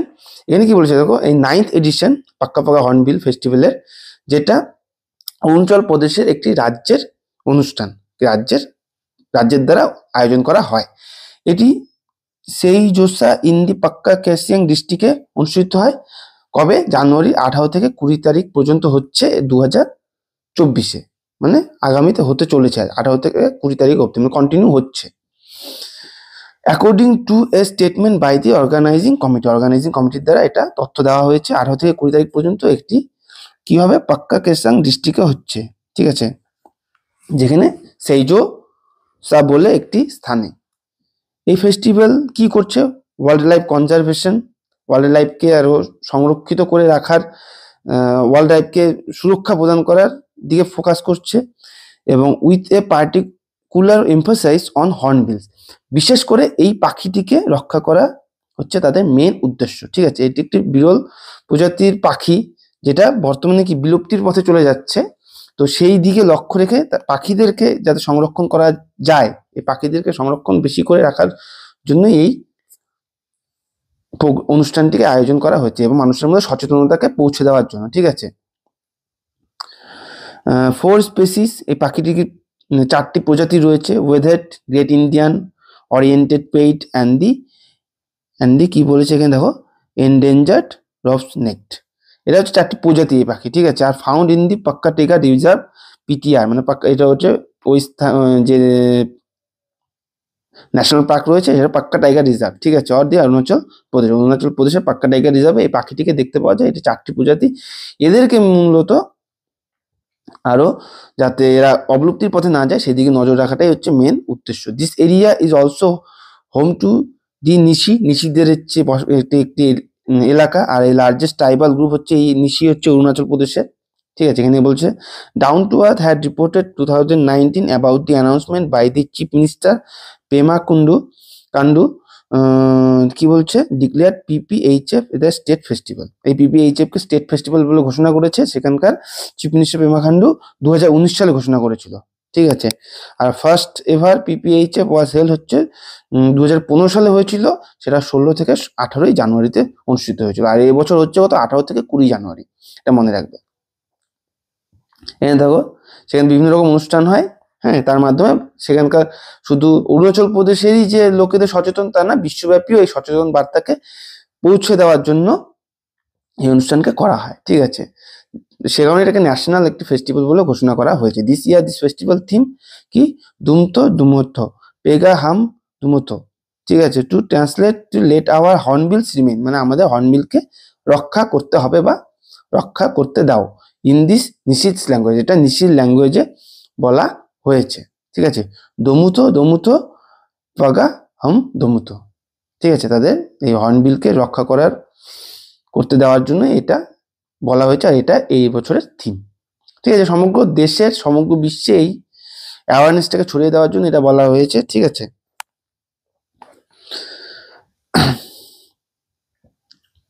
পরবর্তী টপিকে দেখো কি বলেছে, পরবর্তী টপিকে বলেছে চায়নার পপুলেশন দ্বিতীয়বারের জন্য কি করলো, কমলো, ডিক্লাইন হলো, ঠিক আছে। এতদিন আমরা কি জানতাম যে চায়না হচ্ছে হাইস্ট পপুলেটেড কান্ট্রি, কিন্তু বর্তমানে আমাদের ইন্ডিয়া হচ্ছে হাইস্ট পপুলেটেড কান্ট্রি। চায়নায় কি হচ্ছে, পপুলেশন বছর যাচ্ছে চায়নাতে পপুলেশন ডিক্লাইন হচ্ছে, মানে কমছে। তো এখানে কি বলছে দেখো, ন্যাশনাল ব্যুরোর স্ট্যাটিস্টিক্স অনুযায়ী, ন্যাশনাল ব্যুরো একটি স্ট্যাটিস্টিক্স প্রদান করেছে, তো সেই স্ট্যাটিস্টিক্স অনুযায়ী চায়নার total number of population 2.75 million থেকে 1.409 মিলিয়নে কমে গিয়েছে 2023 সালে। আর এই ডিক্লাইন 2022 থেকেও আরো বেশি, 2022 যেই তোমার ডিক্লাইনটা দেখা গিয়েছিল তার থেকেও এটা আরো বেশি। চায়নার বার্থ রেট, মানে জন্মের যে গতি, সেটা অনেক কমে গেছে, ঠিক আছে। আর এই রেজাল্ট এই কারণে হচ্ছে যে 1980 থেকে 2015 সাল পর্যন্ত চীনে কি ছিল, ওয়ান বার্থ পলিসি ছিল, ওয়ান চাইল্ড পলিসি, তো সেটা ইমপ্লিমেন্ট হয়েছিল, আর সে কারণে এই ডিক্লাইন দেখা যাচ্ছে। এখানে দেখো জন্মটাও কম হচ্ছে, আবার মৃত্যু হারও বেড়েছে, তোমাদের পরে দেখাচ্ছি। This also result of China's rapid urbanisation of during this period, মানে এই সময়ে আবার কি হয়েছে, দ্রুত আরবানাইজেশন প্রকল্প চলেছে, মানে প্রচুর পরিমাণ রুরাল এরিয়ার থেকে লোকেরা শহর এলাকায় বসবাস শুরু করেছে। এর ফলে কি হয়েছে, তাদের শহরের এলাকায় অবশ্যই তাদের এক্সপেন্স বেশি হবে, এবং সে কারণে কি হচ্ছে, তারা নতুন কি করছে, তারা নতুন সন্তান নিতেও তারা পিছুপা হচ্ছে, খরচের দিকেও চিন্তা করে। এটা কিন্তু একটা বাস্তব সত্য, ঠিক আছে। যখন খরচ বেড়ে যায় তখন কিন্তু এক্সট্রা খরচ কেউ করতে চায় না, এদিকেও একটা পয়েন্ট তোমরা মনে রাখবে। Large population came out of China's rural farm into cities, rural farm থেকে সিটিসের দিকে বিশাল পরিমাণ পপুলেশন চলে আসছে, এবং অনেক গ্রাম তারা শহরেও পরিণত হয়ে গেছে। ফলে কি হচ্ছে, তাদের এক্সপেন্স বেড়ে যাচ্ছে। এখানে একই বললাম যে in সিটিজ having children is more expensive, মানে যদি শহর এলাকায় এসে তুমি শিশু বেবি নেয়, ঠিক আছে, তাহলে কি হবে, তাদের খরচাও বেড়ে যাবে। এই কথা চিন্তা করে তারপরে আনএমপ্লয়মেন্টের মাত্রাও বেড়ে গেছে, রেকর্ড হাই লেভেলে চলে গেছে, ঠিক আছে। হোয়াইট কলার ওয়ার্কার দীর্ঘদিন আর কি তাদের খরচও বেড়ে যাচ্ছে, ঠিক আছে, এই কারণে, এবং তাদের বেতনও কমে যাচ্ছে। এর ফলেই এই ডিক্লাইন দেখা দিচ্ছে। একই সময়ে কি করছে, cost of retirement benefit and elderly care are putting pressure inhabitant local government, local সরকারের দ্বারা এই প্রেশার পড়ে যাচ্ছে এই খরচের দিকে, ঠিক আছে। এবং 2023-এ India surpassed China as the world's most populous nation as per estimates by UN এর দ্বারা বলা হয়েছে যে 2023-এ ভারত চীনকে ছাপিয়ে ক্রস করে গেছে। যেহেতু চীনের জনসংখ্যা কমছে আর ভারতের কি বেড়ে যাচ্ছে, তো অবশ্যই ভারত জনসংখ্যা বাড়বেই। অ্যাজ পার ইউএন এক্সপার্টসের তথ্য অনুযায়ী চীনের পপুলেশন 109 মিলিয়ন 2050 সালের মধ্যে কমে যাবে, 109 মিলিয়নে দাঁড়াবে। আর এটা এক্সপেক্টেড যে এটা entirely age populated 60 and over. The China will increase 280 million people currently to more than 400 million by 2035. ঠিক আছে, এখানে এতে দেখো কি বলেছে, it is expected that retirement age population 60 এবং ওভার। ঠিক আছে, এবং চীন উইল ইনক্রিজ করবে 280 million people currently to more than 400 million by 2035-এর মধ্যে। চীনের বার্থ রেট কমে গেছে 6.77 থেকে 6.77-এ, আর সেটা কি প্রতি 1000 পিপলে 2022 সালে, আর সেটা 2023 সালে কমে গেছিল 6.39 পার 1000 পিপলে। জাপানের দেখো এখানে বলছে 6.3 বার্থ পার 1000, সাউথ কোরিয়ার হচ্ছে 4.9, চায়নার 7.37, ডেথ থেকে 1000 জনে বেড়েছে ডেথ, আর 2022 সালে যেটা ছিল 7.87। তো কি হলো, জন্ম কম হচ্ছে, মৃত্যু বেশি হচ্ছে, ফলে জনসংখ্যা কমে যাচ্ছে। এবং খরচের কথা চিন্তা করেও এটা মানে প্রচুর পরিমাণ, যেহেতু আরবানাইজেশন হয়ে যাচ্ছে, এর ফলে কি হচ্ছে, শহর এলাকায় থাকলে পরে খরচ বেশি হচ্ছে, ফলে তারা সন্তান নতুন করে আর নিতে চাচ্ছে না। ঠিক আছে, এক্সপেন্স বেড়ে যাওয়ার কারণে। তো এটাই হচ্ছে মেন কারণ। ঠিক আছে, তো ঠিক আছে, পরবর্তী টপিকে কি বলেছে, পরবর্তী টপিকে বলেছে এলআইসি পিএসইউ এর মোস্ট পিএসইউ পরিণত হয়েছে। এখানে কি বলছে, এলআইসি তার নতুন যে 900 টাকার পিএসইউ সেটা টাচ করেছে, আর যেটা লিস্ট করা হয়েছিল 2022-এর মে মাসে। এটা স্টেট ব্যাংক অফ ইন্ডিয়াকেও ক্রস করে গেছে,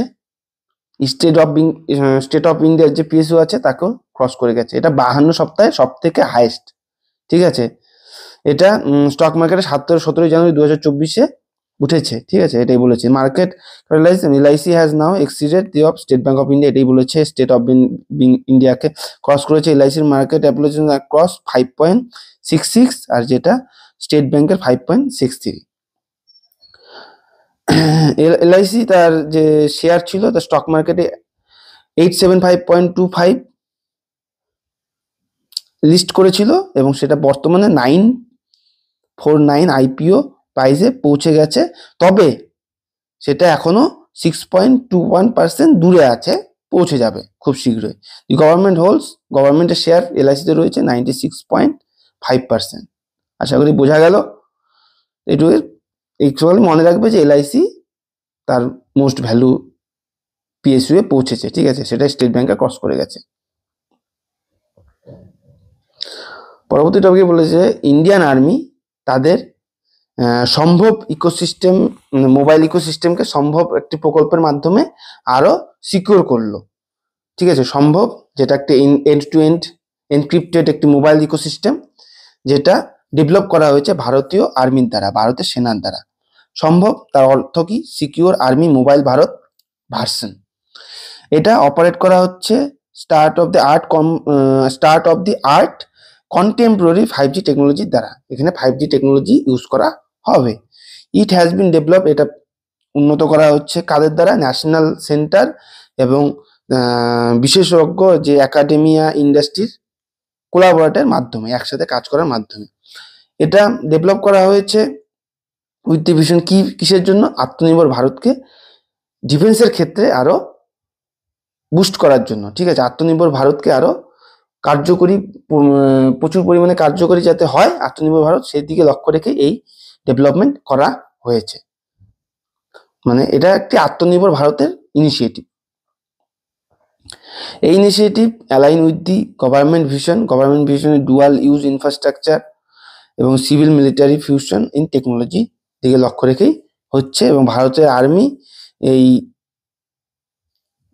এটা কি করছে, এটা করবে ইনিশিয়ালি ডেপ্লয় 35,000, মানে এটা যে কার্যকরী হবে সেটার জন্য তো মনে করো হার্ড তোমার যে সিস্টেমটা আছে সেটাকে তো ইনস্টল করতে হবে। তো সেটাই ইনস্টল হবে কি 35,000, তার মধ্যে 2,500 জানুয়ারির 15 তারিখের মধ্যে হয়ে যাবে, এবং 31 তারিখ মে মাসের 31 তারিখের মধ্যে বাকিগুলো ডিপ্লয় করা হবে।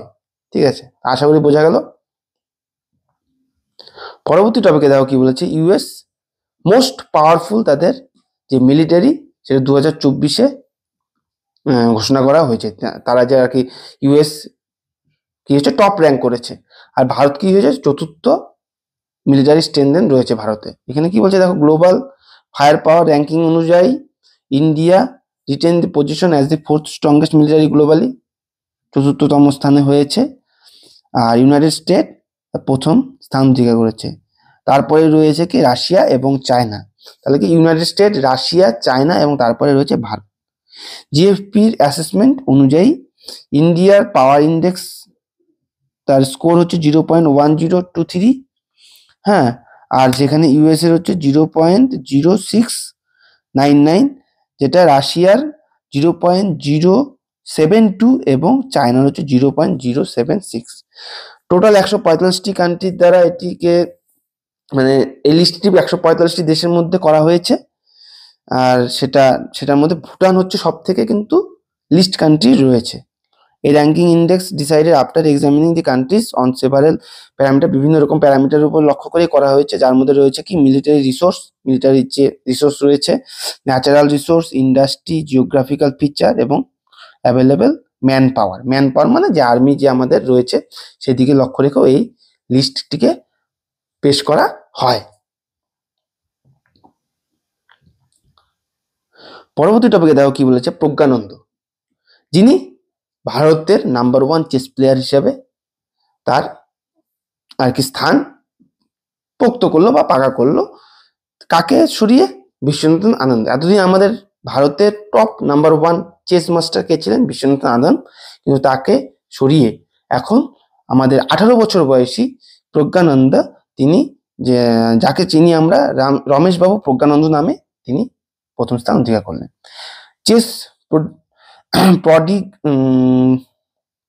চেস প্রডিগি রমেশ বাবু প্রজ্ঞানন্দ তার প্রথম স্থান অধিকার করেছে চেস প্লেয়ারে, তার হচ্ছে ইমপ্রেসিভ এফোর্টের জন্য, ঠিক আছে। তিনি হলেন নাম্বার 1 চেস প্লেয়ার আফটার কি করার জন্য? Win over world champions Ding Liren at 2024 Tata steel chess টুর্নামেন্টে খেলার পর, ঠিক আছে।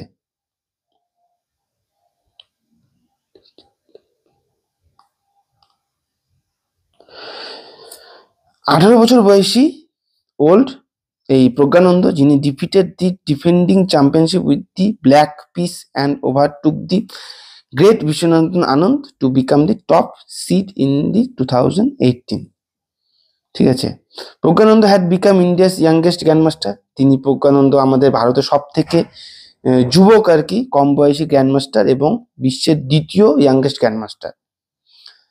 অ্যাট দি এজ অফ 12, তিনি 12 বছর বয়সেই তার এই গ্র্যান্ড মাস্টারের স্থান পেয়েছেন। তার এক্সট্রা অর্ডিনারি স্কিলের জন্য তিনি হচ্ছে খ্যাত, এক্সট্রা অর্ডিনারি স্কিল, এবং he is the 5th youngest person to achieve the title of grand master. তিনি এই পঞ্চম যুবক কম বয়সী ব্যক্তি যিনি এই গ্র্যান্ড মাস্টারের টাইটেল অর্জন করেছে। আশা করি বোঝা গেল। পরবর্তী টপিকে বলেছে কি, Karbi youth festival golden jubilee celebration was attended by president Droupadi Murmu. Karbi youth festival, যার গোল্ডেন জুবিলি সেলিব্রেশন হয়েছে এবং সেখানে আমাদের প্রেসিডেন্ট দ্রৌপদী মুর্মু উপস্থিত হয়েছে। 17 জানুয়ারি 2024 প্রেসিডেন্ট দ্রৌপদী মুর্মু তার golden jubilee celebration Karbi youth festival Karbi Anglong district headquarter of Diphu in আসামে যেটা অনুষ্ঠিত হয়েছে কার্বি অ্যাংলং ডিস্ট্রিক্টে, ঠিক আছে। আসাম গভর্নর গুলাব চাঁদ কাটারিয়া এবং তাদের সেখানকার মুখ্যমন্ত্রী হেমন্ত বিশ্ব শর্মাও সেখানে উপস্থিত ছিলেন।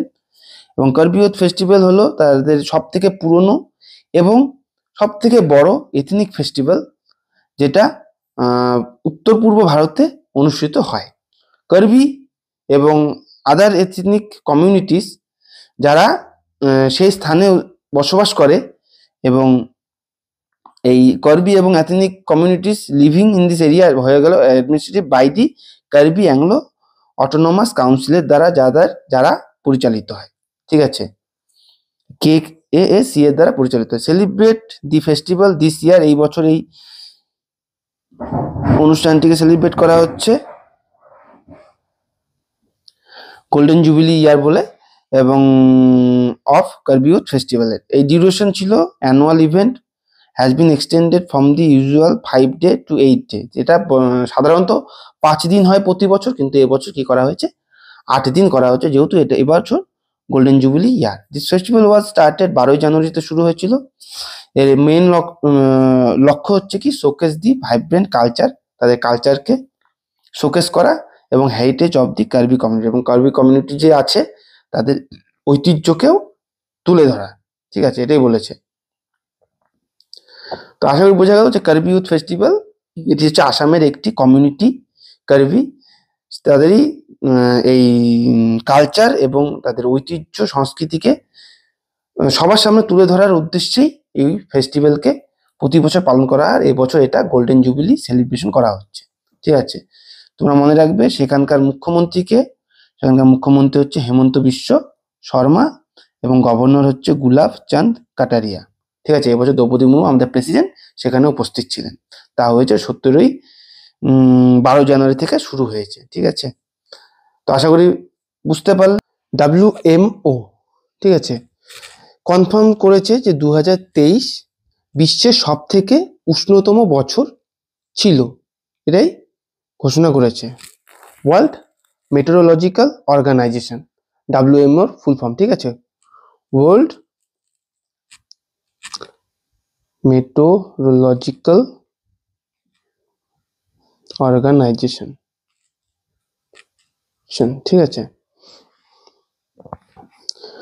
তো এখানে দেখো কি বলছে, এই এভারেজ গ্লোবাল টেম্পারেচার যেটা 1.5 ডিগ্রি সেলসিয়াস পূর্বের যে প্রি ইন্ডাস্ট্রিয়াল লেভেল ছিল তার থেকে বৃদ্ধি পেয়েছে।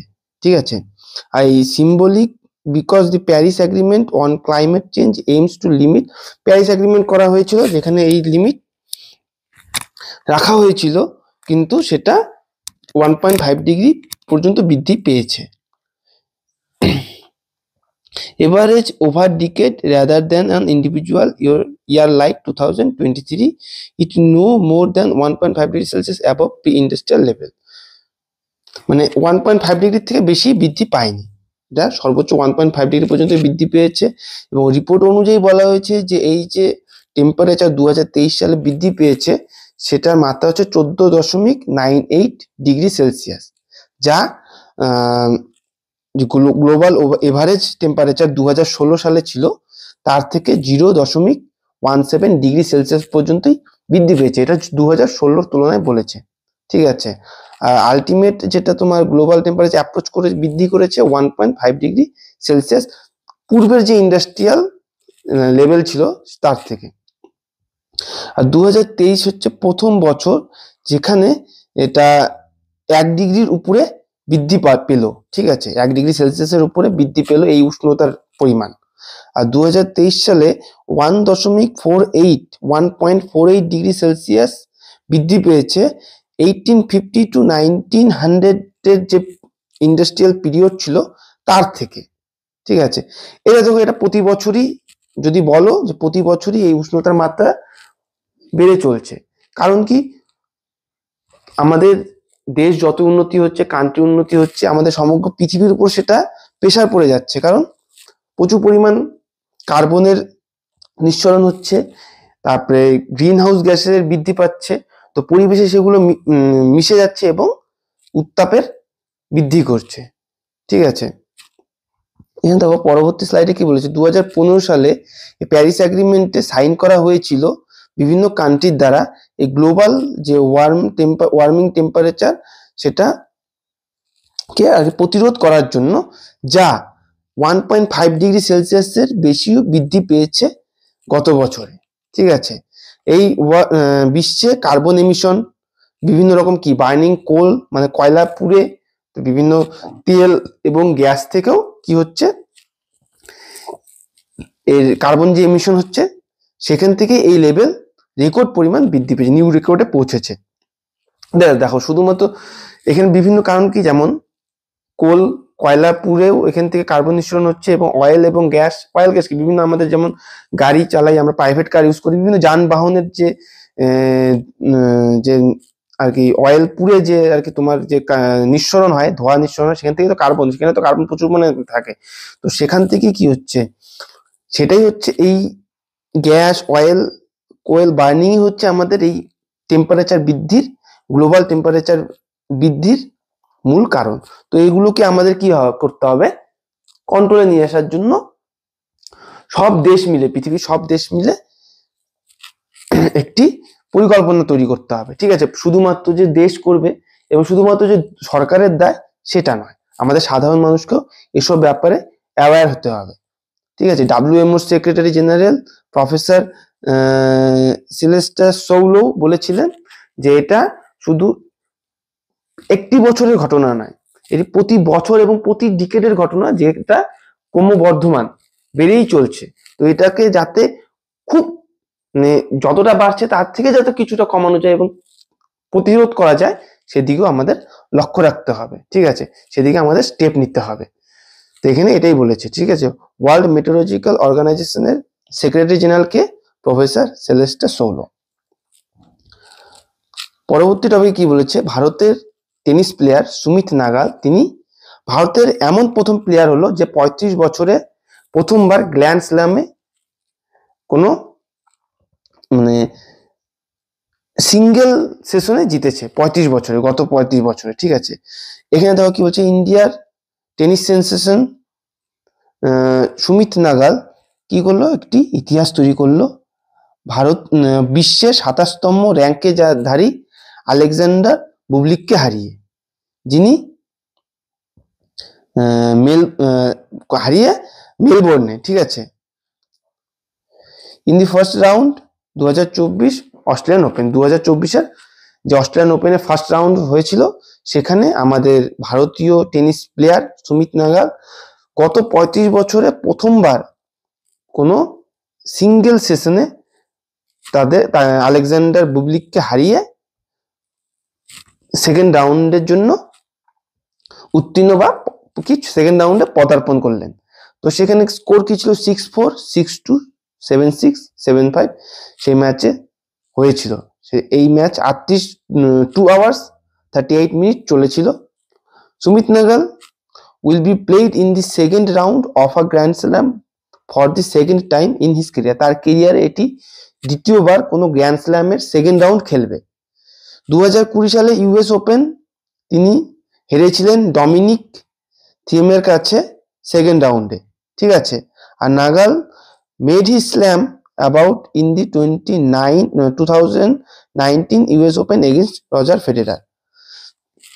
তিনি 2019-এ রজার ফেডেরারের এগেইনস্টে ইউএস ওপেনে প্রথম স্ল্যাম ডেবিউ করেছিলেন। প্রথম রাউন্ডে 2020-তে ইউএস ওপেন যে হয়েছিল, সেখানে তিনি আমেরিকার ব্র্যাডলি ক্লেনকে হারিয়েছিলেন। তিনি প্রথম ভারতীয় যিনি এই গ্র্যান্ড স্ল্যাম সিঙ্গেল ম্যাচ, প্রথম একদিনের যে সিঙ্গেল ম্যাচ আর কি বলছি, যে সিঙ্গেল ম্যাচ বলা হলো, আমি প্রথম থেকে যেটা বলছি, সিঙ্গেল ম্যাচে সোমদেব দেববর্মন, দেব বর্মনের পরে 2013-র পরে প্রথম জয়লাভ করলো। ঠিক আছে, আর অস্ট্রেলিয়ান ওপেনে 35 বছর পর কোনো সিঙ্গেল প্লেয়ার হিসেবে জয়লাভ করলো। ঠিক আছে,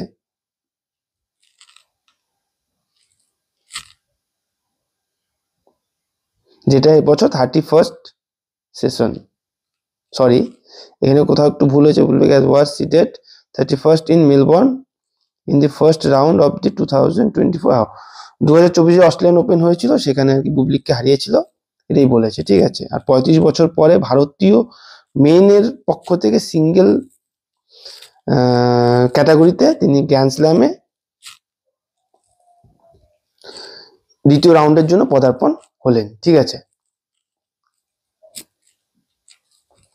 পরবর্তী দেখো এমসিকিউ একটা রয়েছে, এখানে কি বলেছে, আর্জেন্টিনার চুক্তির মাধ্যমে ভারত কোন সম্পদের নিয়ন্ত্রণ লাভ করেছে? এটা কি হয়ে যাবে, অপশন সি লিথিয়াম। এখানে কি বলছে, খনিজ বিদেশ ইন্ডিয়া লিমিটেড বা কাবিল এবং ক্যাটমার্কা মিনেরা ওয়াই এনার্জেটিকা এর দ্বারা এনার্জেটিকা সোসিয়েটেড ডেল এস্টাডো, এরা দুটো সংস্থা যার মধ্যে এই এগ্রিমেন্ট সাইন হয়েছে এই লিথিয়ামকে নিয়ে, ঠিক আছে। চিলি এবং বলিভিয়া তারা একসাথে বিশ্বের হাফ লিথিয়ামকে রিসোর্স করে, হাফ লিথিয়ামের রিসোর্স, ঠিক আছে, সেখানেই উৎপন্ন হয়। এবং আর্জেন্টিনা 98 মিলিয়ন টন লিথিয়াম রিসোর্সের 20% উৎপন্ন করে। আর্জেন্টিনা হচ্ছে দ্বিতীয় বৃহত্তম লিথিয়াম রিসোর্সের বলিভিয়ার পর, ঠিক আছে। বলিভিয়া হচ্ছে সবার প্রথম, আর it has third largest lithium reserves এবং fourth largest production in the world, বিশ্বে চতুর্থ বৃহত্তম প্রোডাকশন হয় এখানে। ইন্ডিয়ার lithium import financial year 2023 amounted to be $3 billion, যা 24,900 কোটি টাকা কাছাকাছি অর্থের লিথিয়ামকে ইম্পোর্ট করা হচ্ছে 2023-এর ফিনান্সিয়াল ইয়ারে, ঠিক আছে, বোঝা গেল। পরবর্তী দেখো এমসিকিউ কি বলেছে, কোন তারিখে শ্রী মন্দির পরিকল্পনা প্রকল্প বা জগন্নাথ মন্দির হেরিটেজ করিডোর প্রকল্পটি ওড়িশার পুরীতে জনসাধারণের জন্য উন্মুক্ত হয়েছে? এটা অবশ্যই হয়ে যাবে জানুয়ারি 17, 2024। এই প্রজেক্টটি নেওয়া হয়েছে সরকারের দ্বারা, রাজ্য সরকারের দ্বারা, তাদের যে পিলগ্রিমস টাউন রয়েছে তাকে ওয়ার্ল্ড হেরিটেজ সিটির তকমা নিয়ে আসার জন্য। সেখানে যে যজ্ঞর ব্যবস্থা করা হয়েছিল সেটা শুরু করা হয়েছিল মকর সংক্রান্তির দিন থেকে, এবং 17 জানুয়ারি সেটা তৃতীয় দিন ছিল। এটা কনক্লুডেড হয়েছিল সেখানকার পূর্ণ আহুতি দেওয়ার জন্য সেখানকার পুরী গজপতি কিং দিব্য সিং দেবের দ্বারা 17 জানুয়ারি শনিবার। হ্যাঁ, এই টেম্পলে যে heritage corridor has been constructed, তৈরি করা হয়েছে টু ইমপ্রুভ কি করতে, visual connection between devotees and the scene, পুণ্যার্থী এবং দেবতাদের মধ্যে যে ভিজুয়াল কানেকশন সেটাকে আরো দৃঢ় করার জন্য, উন্নত করার জন্য এই করিডোরকে তৈরি করা হয়েছে, হেরিটেজ করিডোরকে। আর 75 মিটারের এই করিডোর কি প্রদান করবে, আনব্রাস্টেড পাথওয়ে, কোনো বাধা বা বিঘ্ন যাতে না ঘটে সেরকম পাথওয়ে তৈরি করবে জগন্নাথ টেম্পলের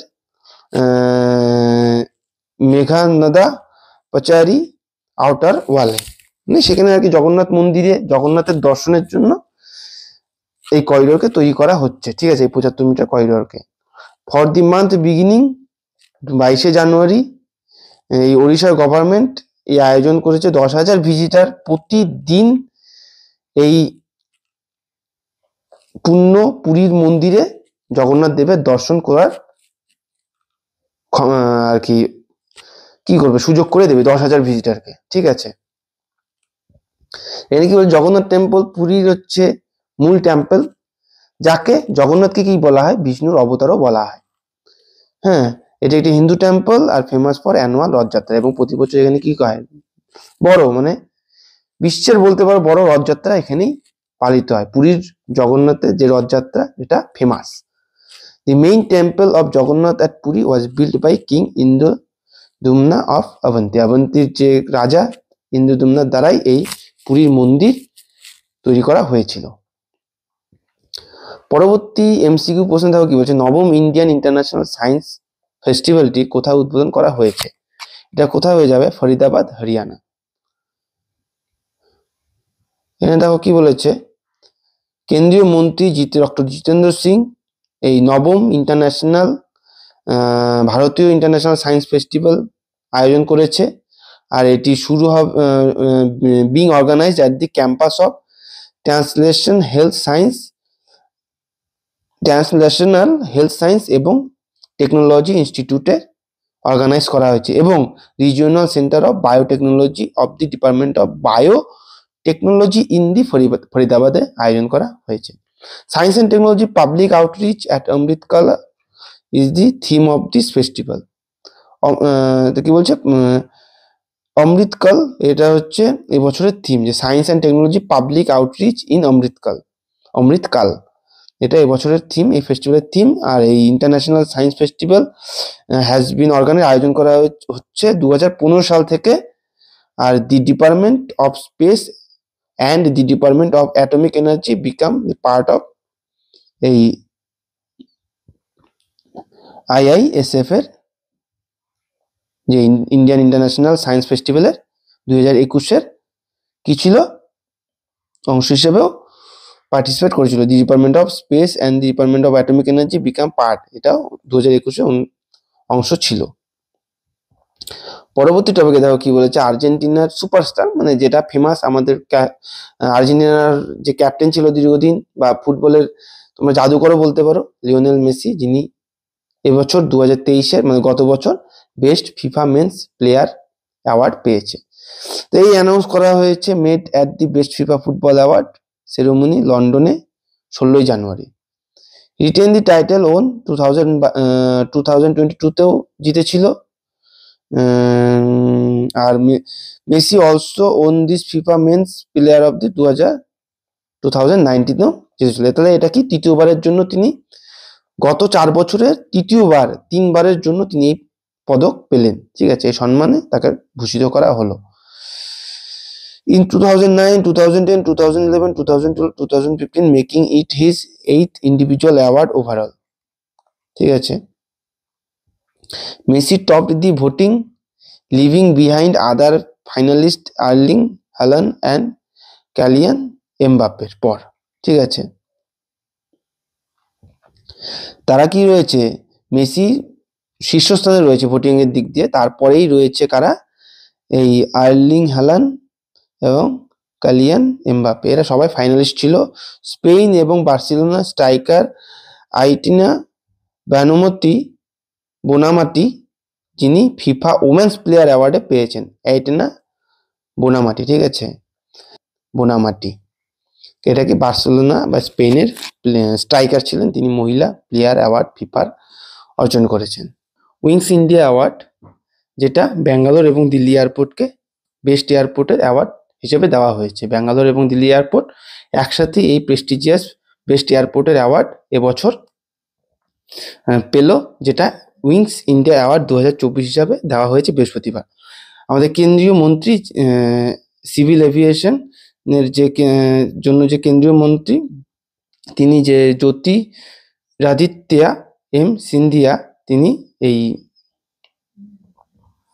উইংস ইন্ডিয়া অ্যাওয়ার্ডকে প্রদান করেছেন এবং সেটা হচ্ছে এটা 4th এডিশন। ঠিক আছে, তিনি সিভিল এভিয়েশন সেক্টরে এটা প্রদান করেছেন। বেস্ট এয়ারলাইনের অ্যাওয়ার্ড পেয়েছে এই বছর Vistara Tata SIA airlines limited at the wings India award 2024। Best airline এটা, আর আমি আগে যেটা বললাম তোমাদের, এটা বেস্ট আজকের টপিক হচ্ছে তোমার, এটা মেনলি দেওয়া হচ্ছে বেস্ট এয়ারপোর্টের। বেস্ট এয়ারপোর্ট হচ্ছে বেঙ্গালুরু এবং দিল্লি, আর বেস্ট এয়ারলাইন্স হচ্ছে ভিস্তারা টাটা সিয়া এয়ারলাইন্স। ঠিক আছে, আর এয়ার ইন্ডিয়া অর্জন করেছে কি ইন্টারন্যাশনাল কানেক্টিভিটি, বেস্ট ইন্টারন্যাশনাল কানেক্টিভিটির জন্য, এবং Alliance Air was acknowledge for the regional কানেক্টিভিটির জন্য। অ্যালায়েন্স এয়ার যে আছে সে রিজিওনাল কানেক্টিভিটিতে ভালো অবদান রেখেছে, এবং যে এয়ার ইন্ডিয়া রয়েছে সে হচ্ছে ইন্টারন্যাশনাল কানেক্টিভিটিতে ভালো অবদান রেখেছে। Air India Express was notably declared a sustainability champion. আর জিএমআর মানে জিএমআর হচ্ছে গ্র্যান্ডি মাল্লিকার্জুনা রাও, তার যে এয়ারলাইন্সের গ্রুপ রয়েছে তারাও best aviation service provider with Skyways Air Service private লিমিটেডের সাথে একসাথে তারা best aviation service provider award পেয়েছে। ঠিক আছে, তারপরে for outstanding cargo service Indian Oil Skylines private limited পেয়েছে ফুয়েল সার্ভিসের জন্য, এবং জিএমআর পেয়েছে অ্যারো একাডেমির জন্য পেয়েছে। অ্যাডিশনালি সেভারেল আদার অর্গানাইজেশন বিভিন্ন অন্যান্য যে অর্গানাইজেশনগুলো রয়েছে তারাও এই উইংস ইন্ডিয়া থেকে তাদের এক্সিলেন্সের জন্য তাদেরকে অ্যাওয়ার্ডেড করা হয়েছে। ঠিক আছে, তো এখানে এটাই বলেছে। হ্যাঁ, তো চলো আমরা পরবর্তী টপিকে চলে যাচ্ছি। পরবর্তী টপিকে দেখো কি বলেছে, ক্যাবিনেট এই মানে মেমোরেন্ডাম অফ ইন্টেন্ট, তা হচ্ছে কি করলো, নেদারল্যান্ডের সাথে একসাথে চুক্তি স্বাক্ষর করলো কি নিয়ে? মেডিকেল প্রোডাক্ট রেগুলেশনের ওপর, ঠিক আছে। Why between the regulator authority of কি টু কান্ট্রিজ কি করতে? তাদের মেডিকেল প্রোডাক্টকে রেগুলেশন করতে, কিসের ওপর? ফার্মাকিউটিক্যালসের ওপর, ঠিক আছে। ফার্মাকিউটিক্যালস এবং সেগুলোর র মেটেরিয়াল এবং pharmaceuticals use, biological product, medical device, cosmetics প্রোডাক্টের উপর নিয়ে সমঝোতা করতে তারা এই চুক্তি স্বাক্ষর করলো ইন্ডিয়া এবং নেদারল্যান্ড, দুটি দেশ, ঠিক আছে। এটি 7ই নভেম্বর 2023 হয়েছে দুই দেশের মধ্যে। কি করতে? মেডিকেল প্রোডাক্টকে রেগুলেট করতে, ঠিক আছে, দুই দেশের মধ্যে।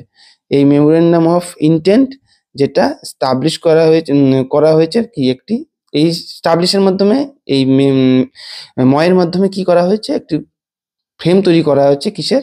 কোঅপারেশন অফ এক্সচেঞ্জ, মানে দুটি দেশের মধ্যে এই ঔষধ, মেডিসিন এবং ফার্মাকিউটিক্যালস ডিভাইস এবং মেডিকেল ডিভাইস, কসমেটিক্স এসব নিয়ে বিভিন্ন ইনফরমেশন এক্সচেঞ্জ করার জন্য এই সমঝোতা করা হয়েছে, ঠিক আছে। এরা কাদের মধ্যে হচ্ছে? আমাদের central drug standard control organisation CDSCO এবং মিনিস্ট্রি অফ হেলথ ওয়েলফেয়ার এবং স্পোর্ট কিংডম অফ নেদারল্যান্ডের সাথে করা হচ্ছে, ঠিক আছে। স্পোর্টস কিংডম, হ্যাঁ, ministry of health welfare and sports kingdom of the Netherland. আর আমাদের ভারতের হচ্ছে central drug standard control organisation. এই দুই সংস্থার মধ্যে করা হয়েছে, মাথায় রাখবে, ঠিক আছে। কিন্তু ministry of health welfare and sports kingdom of the Netherland. আর এই মেমোরেন্ডাম অফ ইন্টেন্ট কি করবে? আমাদের মেডিকেল প্রোডাক্টকে প্রমোট করবে নেদারল্যান্ডে, ঠিক আছে। এর জন্য এটা দুই দেশের মধ্যে, ইন্ডিয়া এবং নেদারল্যান্ডের মধ্যে একটি বাইলেটারাল চুক্তি স্বাক্ষর করা হয়েছে। দেখো ফাস্ট্যাগ কি বলেছে? National highway authority of India কি করলো? One vehicle one FASTag initiative চালু করেছে। এখানে মূল উদ্দেশ্য কি? এই যে হাইওয়েতে যেসব গাড়ি আর কি চলে, তো তাদেরকে কি করতে হয়? টোল ট্যাক্স দিতে হয়, ঠিক আছে। বিভিন্ন টোল প্লাজাগুলোতে টোল ট্যাক্স দিতে হয়। সেই ট্যাক্সকে যদি আরো দ্রুত যাতে সম্পূর্ণ করা যায়, তার জন্য এই ফাস্ট্যাগ, তোমরা এতদিন চলছিল এই ফাস্ট্যাগ, কিন্তু এটা নতুন করে আবার একটি ইনিশিয়েটিভ নেওয়া হয়েছে যে ওয়ান ভেহিকল ওয়ান ফাস্ট্যাগ। কেননা মাল্টিপল গাড়িতে একই ফাস্ট্যাগ ইউজ করা হয় অনেক সময়, আবার একটি গাড়িতে আবার মাল্টিপল ফাস্ট্যাগ ইউজ করা হয়। এই জিনিসটার যে দ্বন্দ্ব বা দ্বিধা, এটাকে চিরতরে বন্ধ করার জন্যই এই one vehicle one FASTag initiative আমাদের ন্যাশনাল হাইওয়ে অথরিটি চালু করেছে। এটি কি করবে? ইলেকট্রিক টোল কালেকশন সিস্টেমকে আরো দ্রুত উন্নতি করবে এবং কি করে? Provide seamless movement of toll প্লাজাগুলোকে আরো সিমলেস মুভমেন্টকে দ্রুত করবে, ঠিক আছে। এটা বলেছে the ministry of road transport and highway said in this statement মঙ্গলবারে বলেছে। FASTag with the valid balance, যদি পুরোনো ফাস্ট্যাগুলোতে যদি ভ্যালিড ব্যালেন্স থাকে কিন্তু সেখানে যদি কেওয়াইসি পূর্ণ করা না থাকে, তাহলে সেটা অবশ্যই 2024-এর 31শে জানুয়ারির মধ্যে ব্ল্যাক লিস্ট বা ডিঅ্যাক্টিভেট হয়ে যাবে। তাই এই ইনকনভিনিয়েন্সকে এড়াতে তাদেরকে কেওয়াইসি কমপ্লিট করতে হবে সেই ফাস্ট্যাগুলোতে, ঠিক আছে। না করলে কিন্তু ক্লোজ হয়ে যাবে। আর যদি এনএইচএ হ্যাজ আর্চ, এবং এটাও দাবি করেছে যে ফাস্ট্যাগ ইউজার্সদের জন্য যে one vehicle one FASTag discard all the earlier issues FASTag through their respective banks. আর এটাও রিকোয়েস্ট করেছে যাদের দীর্ঘদিন পুরনো ফাস্ট্যাগ রয়েছে ব্যাংকের সাথে কানেক্ট করার জন্য, সেটাকে বন্ধ করে ফেলতে বলেছে, নাহলে ওটাও ডিঅ্যাক্টিভেট হওয়ার সম্ভাবনা রয়েছে। Only the latest fastest account যেগুলো রয়েছে ফাস্ট্যাগ অ্যাকাউন্ট, সেগুলোই অ্যাক্টিভ থাকবে। আর প্রিভিয়াস ট্যাক্সগুলো কি হয়ে যাবে? 31শে জানুয়ারি 2024-এ বন্ধ হয়ে যাবে। এটা পরিষ্কার করেই বলা হয়েছে। তার জন্য এখন থেকেই তোমার সতর্ক হয়ে যেতে হবে যারা হাইওয়ে, ন্যাশনাল হাইওয়েগুলোতে গাড়ি চালাচ্ছে, ঠিক আছে। এটা মেইনলি এই ন্যাশনাল হাইওয়েতে যাতে ভিড় এড়ানো যায়, সেই জন্যই দ্রুত পদক্ষেপ, যাতে ফাস্ট্যাগ টোল প্লাজাগুলোতে দ্রুত টোল ট্যাক্স তারা কালেক্ট করতে পারে, সেই ইনিশিয়েটিভের জন্য এই মানে সেই দ্রুত কাজ করার জন্য ইনিশিয়েটিভটিকে নেওয়া হয়েছে, ঠিক আছে। এখানেও সেটাই বলেছে, the move has been triggered after the recent report multiple FASTag being used in the particular vehicle and FASTag being used without KYC in violation of RBI mandate. মানে আরবিআই ম্যান্ডেট অনুযায়ী এটাকে ভায়োলেশন হচ্ছে, যে multiple গাড়িতে একই FASTag অনেক সময় use করা হচ্ছে, আবার একই গাড়িতে আবার মাল্টিপল ফাস্ট্যাগ ইউজ করা হয়। তো এটা একটা ভায়োলেশন, তো সেটাকে এড়াতেই এই পদক্ষেপ নেওয়া হয়েছে। অ্যাপার্ট ফ্রম দি, এছাড়াও ফাস্ট্যাগ আর সামটাইমস ডেলিভারিলি not fixed on the windscreen of the vehicle, মানে অনেক সময় গাড়ির উইন্ডস্ক্রিনে, মানে ফ্রন্টে ফাস্ট্যাগ লাগানো থাকে না, তারা জেনে শুনেও লাগায় না, ঠিক আছে। আননেসেসারি কি হয়, সেই টোল প্লাজাগুলোতে ডিলে হয়, মানে সেখানে টোল প্লাজার কি টোল কালেকশন খুব ডিলে হয়, যেমন এটা আগেও তোমাকে বলেই ফেলেছি। অ্যাকর্ডিং টু দি স্টেটমেন্ট অনুযায়ী বলা হয়েছে, with the penetration rate of around 98% of over 80 million users, 80 মিলিয়নের মধ্যে 98% FASTag রেভলিউশনাইজ and electronic toll collection system in the country করা হয়ে গেছে।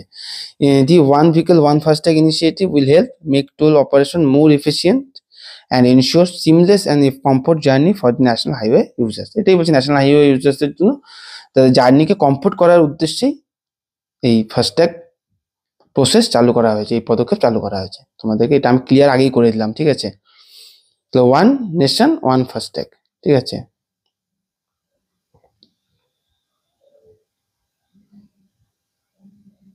সরি, ওয়ান নেশন আমি বলছি না, ওয়ান ভেহিকল ওয়ান ফাস্ট্যাগ, এটা ভুল হয়েছে, ঠিক আছে। One vehicle one FASTag, one nation বলে ফেলেছিলাম না। ইন্ডিয়া কি করলো, তাদের যে ক্লাসিক্যাল ল্যাঙ্গুয়েজ, 9টি ক্লাসিক্যাল ল্যাঙ্গুয়েজের মধ্যে নতুন তাদের আমাদের যে ভারতের এডুকেশনাল পলিসি রয়েছে 2020, সেই পলিসির আওতায় 9টি ক্লাসিক্যাল ল্যাঙ্গুয়েজের মধ্যে পার্সি ল্যাঙ্গুয়েজকেও অন্তর্ভুক্ত করেছে। গভর্নমেন্ট অফ ইন্ডিয়া তারা ডিসাইড করেছে তাদের যে ফার্সি ল্যাঙ্গুয়েজ, যেটা ইরানের মেনলি বলতে পারো, ইরানিয়ান ল্যাঙ্গুয়েজ, সেই ফার্সি ল্যাঙ্গুয়েজকে আমাদের ক্লাসিক্যাল ল্যাঙ্গুয়েজ যে আওতায় নিয়ে আসার পরিকল্পনা করা আছে বা স্যাংশন করা হয়েছে নতুন এডুকেশনাল পলিসির আওতায়। জয়শঙ্কর আমাদের যে বিদেশ মন্ত্রী, তিনি এটা করছেন কিছু জন্য কালচারাল লিটারেসি এবং লিঙ্গুইস্টিক যে কানেকশন ইরান এবং ইন্ডিয়ার মধ্যে, সেটাকে আরো ডেভেলপ করার জন্যই এটা করা হচ্ছে, এটাই বলেছেন। এবং 2004 সালে তামিল ছিল প্রথম ল্যাঙ্গুয়েজ যেটা গ্র্যান্ট করা হয়েছে ক্লাসিক্যাল ল্যাঙ্গুয়েজ হিসাবে। 2005 সালে সংস্কৃত, 2008 সালে কন্নড় এবং 2008 সালে তেলুগুও এই ক্লাসিক্যাল ল্যাঙ্গুয়েজের আওতায় এসেছিল। 2013 সালে মালায়ালম এবং 2014 সালে ওড়িয়া ভাষাও আমাদের এই ক্লাসিক্যাল ল্যাঙ্গুয়েজের আওতায় এসেছিল। এবং others language declared as the classical language in India by the central government, এবং আরও কিছু যেগুলো ভাষা আছে সেগুলো সেই সেন্ট্রাল গভর্নমেন্টের দ্বারাই এখানে যুক্ত করা আছে। In additional to this classical language, পালি, পার্সি, প্রকৃত language will be preserved according to India's national education policy 2020 আওতায় বর্তমানে পালি, পার্সিয়ান এবং প্রাকৃতকে নিয়ে আসার কথা বলা হয়েছে। All classical language are listed in the 8th schedule of the constitution, মানে কনস্টিটিউশনের 8ম তফসিলে এই ক্লাসিক্যাল ল্যাঙ্গুয়েজের লিস্ট করার কথা বলা হয়েছে। তো আশা করি তোমরা বুঝতে পারলে যে ইন্ডিয়া পার্সি ভাষাকে আমাদের নতুন যে এডুকেশনাল পলিসি রয়েছে, নিউ এডুকেশন পলিসি, তার আওতায় ক্লাসিক্যাল ল্যাঙ্গুয়েজের তকমা দিতে চলেছে। ফর্মার সিজেআই রঞ্জন গগৈ কি হচ্ছে, will receive Assam highlight civilian award. আসামের যে সব থেকে হাইয়েস্ট সিভিলিয়ান অ্যাওয়ার্ড রয়েছে, তা আমাদের ফর্মার সিজেআই মানে চিফ জাস্টিস অফ ইন্ডিয়া যে রঞ্জন গগৈকে দেওয়া হচ্ছে।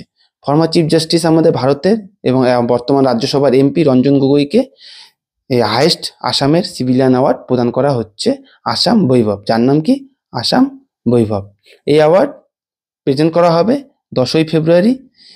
ইন দি ফার্স্ট ইয়ার, প্রথম বছর এই অ্যাওয়ার্ড প্রেজেন্ট করা হয়েছিল রতন টাটাকে, যেটা 2023-এ দেওয়া হয়েছিল। আর এই অ্যাওয়ার্ড বর্তমানে দেওয়া হচ্ছে তপন শেখলা রঞ্জন গগৈকে। হ্যাঁ, ফার্স্ট জাজ অফ নর্থ ইস্ট ইন্ডিয়া, আমাদের উত্তর পূর্ব ভারতের প্রথম, উত্তর পূর্ব ভারতের থেকে প্রথম যিনি আমাদের জাজ এবং chief justice of India.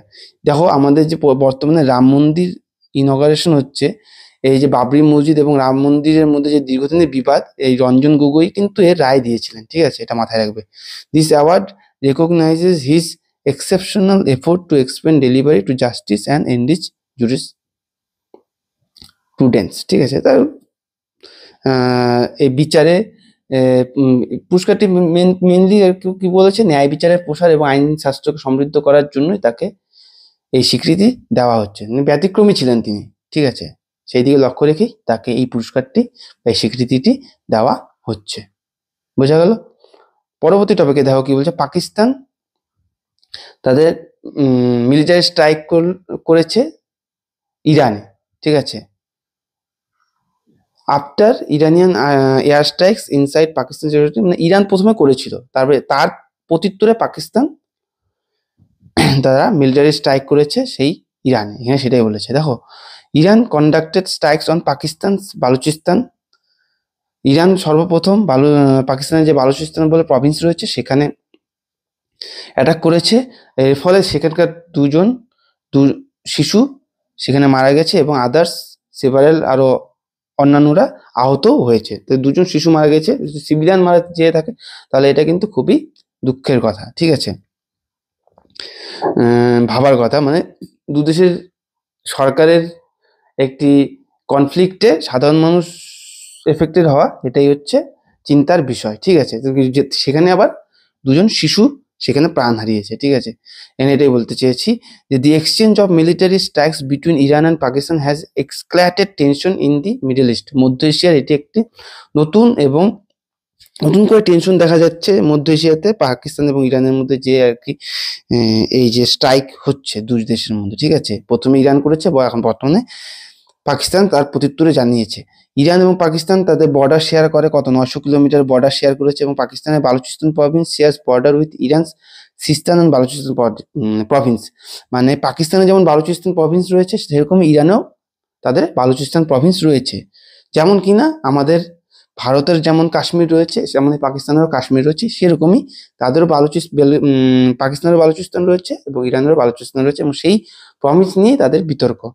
It was the first air strike in Iranian soil since 1980 to 88 Iran Iraq war. Iran Iraq যে ওয়ার হয়েছিল 1980-88 সালের মধ্যে, তারপরে সর্বপ্রথম ইরানের মাটিতে এয়ার স্ট্রাইক করেছে পাকিস্তান, ঠিক আছে।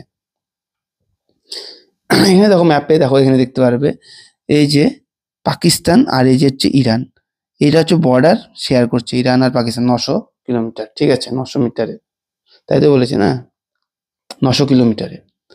তো এটা হচ্ছে প্রভিন্স, এখানে বালুচিস্তানের সাথে বর্ডার শেয়ার করছে, এখানে কিছু অংশ এদের বালুচিস্তান প্রভিন্স রয়েছে আর এখানে এদের কিছু অংশ বালুচিস্তান প্রভিন্স রয়েছে। তো এখানে একটি টেররিস্ট সংগঠন যে দুই দেশের এই এলাকাকেই কন্ট্রোল করতে চাইছে, ঠিক আছে।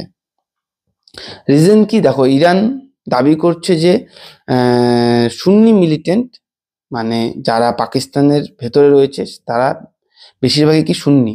তো সেখানে সুন্নি মিলিটেন্টরা জায়সাল আদল গ্রুপ যে রয়েছে, সেখানে সুন্নি মিলিটেন্টের মধ্যে তারা হ্যাজ লিঙ্কড উইথ ইসলামিক স্টেটের সাথে লিঙ্কড রয়েছে, এবং তারাই মুখ্য ভূমিকা পালন করেছে। সেখানে ইরানে কারমেনে যে একটি জানুয়ারি মাসে 3টি বোম হামলা হয়েছিল তার সাথে যুক্ত রয়েছে, তারা এটাই বলতে চাইছে, এবং তার প্রত্যুত্তরেই তারা এই অ্যাটাকটি করেছিল। জানুয়ারি যে 3 বোম্বিং কিল করে ইরানের 100 পিপলকে মেরেছিল তাদের সাউথ ইস্টার্ন ইরানিয়ান সিটি কারমেনে, তার প্রত্যুত্তরেই তারা এই অ্যাটাক করেছিল পাকিস্তানে। আর জায়সাল আদল group is present on both side. আমি যেটা বললাম, এই জায়সাল আদল যে শুধু পাকিস্তানে রয়েছে সেটা না, সেটা তোমার পাকিস্তানের বালুচিস্তান প্রভিন্সেও রয়েছে, আবার ইরানের বালুচিস্তান প্রভিন্সেও রয়েছে। তোমাদের তো ম্যাপ দেখালাম। তো এটি এমন জায়গা, সেখানে দু জায়গাতে তাদের গ্রুপ প্রেজেন্ট রয়েছে, ঠিক আছে। Its ultimate goal is the independence in the Iran systems and Balochistan province. Pakistan is the Sunni majority country while Iran is the Shia country. দেখো, পাকিস্তান হচ্ছে সুন্নি প্রভিন্স, সেটা বালুচিস্তান, এবং ইরান হচ্ছে শিয়া প্রভিন্স, শিয়ার মুসলিম যেটাকে বলা হয় তার প্রভিন্স। আর এবং এদের দুজনের থেকে কি তোমাদের যে ইরানের যে সিস্টান প্রভিন্স রয়েছে এবং পাকিস্তানের যে বালুচিস্তান রয়েছে এবং ইরানেরও যে বালুচিস্তান রয়েছে, এই প্রভিন্সগুলোকে ফ্রি করার একটি টার্গেট নিয়েই এরা এই যে জায়সে আদাল, এরা এরকম টেনশন ছড়াচ্ছে এই প্রভিন্স এলাকাতে, ঠিক আছে। আর religious difference have also enlarge the gap between the two. আর এই যে শিয়া সুন্নির যে একটি গ্যাপ, শিয়া সুন্নির যে গ্যাপ একটি, এটি হচ্ছে এখানের এই লড়াইয়ের মূল একটি বলতে পারো মেইন কারণ বলতে পারো, মেইন রিজন বলতে পারো। তো এটাই বলেছে। তো ইরানের গভর্নমেন্ট বলছে যে পাকিস্তানের যে জাইস আল আদাল গ্রুপ রয়েছে, তারা তাদের শহরের যে কারমেন শহরে রয়েছে, সেখানে সাউথ ইস্টার্ন ইরানিয়ান সিটি, সেখানে 3 বম হামলা হয়েছিল জানুয়ারি মাসে, সেখানে 100 পিপল মারা গিয়েছে, এবং তার প্রত্যুত্তরেই তারাও অ্যাটাক করেছে তাদের এই বালুচিস্তান প্রভিন্সে, এবং তার পরবর্তীতেই আবার পাকিস্তানের পক্ষ থেকেও এয়ার স্ট্রাইক হয়েছে। তো এই হচ্ছে আপাতত আপডেট। পরবর্তীতে কি বলছে দেখো, মুখ্যমন্ত্রী জগনমোহন রেড্ডি তিনি কি করেছেন, স্ট্যাচু অফ সোশ্যাল জাস্টিস বিজয়বাড়াতে উদ্বোধন করলেন। এই স্ট্যাচু অফ সোশ্যাল জাস্টিস আসলে কি, বি.আর. আম্বেদকরের স্ট্যাচু। 19শে জানুয়ারি আমাদের যে বিজয়বাড়ায় যে বি.আর. আম্বেদকরের স্ট্যাচু ইনঅগারেট করেছেন কে, CM Jaganmohan Reddy. It has been named statue of social justice. অন্ধ্রপ্রদেশের মুখ্যমন্ত্রী এটাকে ইনঅগারেট করলো, এবং অন্ধ্রপ্রদেশ গভর্নমেন্ট ইরেক্টেড দি, এটার উচ্চতা কত, স্ট্যাচুটা হচ্ছে 206 ফুট, কি মহাশিল্পম of Ambedkar. This is the tallest statue of B R. Ambedkar in the world. বিশ্বের সব থেকে বড় বি.আর. আম্বেদকর স্ট্যাচু হচ্ছে এটাই। এই statue constructed on the 81 foot pedestal, মানে 81 ফুট চওড়া স্থান মানে জুড়ে রয়েছে, এবং 125 ফুট টল রয়েছে, ঠিক আছে। আর যেখানে বি.আর. আম্বেদকর কি করেছিল, যারা ডিপ্রেসড ক্লাস রয়েছে, মানে নিচু বলতে পারো, সেই সময় যে জাতপাতের একটা ভেদাভেদ ছিল, সেই নিচু জাতকে প্রপার শিক্ষা দিয়েছিল কি, এবং রিভোল্টেড against the untouchability and authoritarian ideas, এবং তাদেরকে বলেছিল কি, অস্পৃশ্যতা এবং কর্তৃত্বতা বোধের ধারণার বিরুদ্ধে বিদ্রোহের একটা আগুন তাদের ভেতরে জ্বালিয়েছিল B R. Ambedkar. He was an Indian journalist, তিনি ইন্ডিয়ার জার্নালিস্ট ছিলেন, হি ওয়াজ ইন্ডিয়ার jurist, economist, politicians and social reformer, সামাজিক কাজকর্ম তিনি করতেন। তিনি অস্পৃশ্যতা, সেই সময় যে দলিত, সেই সব নিয়েও তিনি অনেক আন্দোলন করেছিলেন, ঠিক আছে।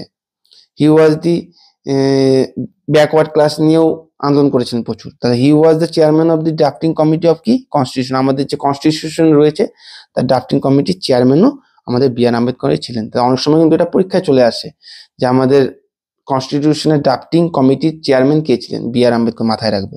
হি was also known as the father of the constitution of India. অনেক সময় এটাও চলে আসে, father of constitution of India কে, এটাও মনে রাখতে হবে কি, বি.আর. আম্বেদকর।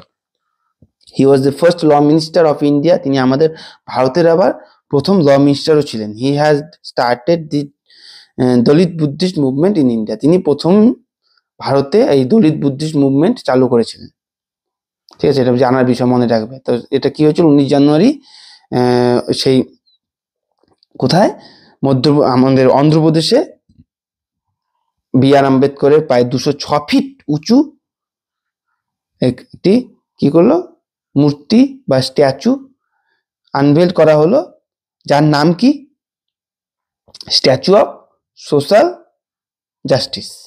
মাথায় রাখবে, স্ট্যাচু অফ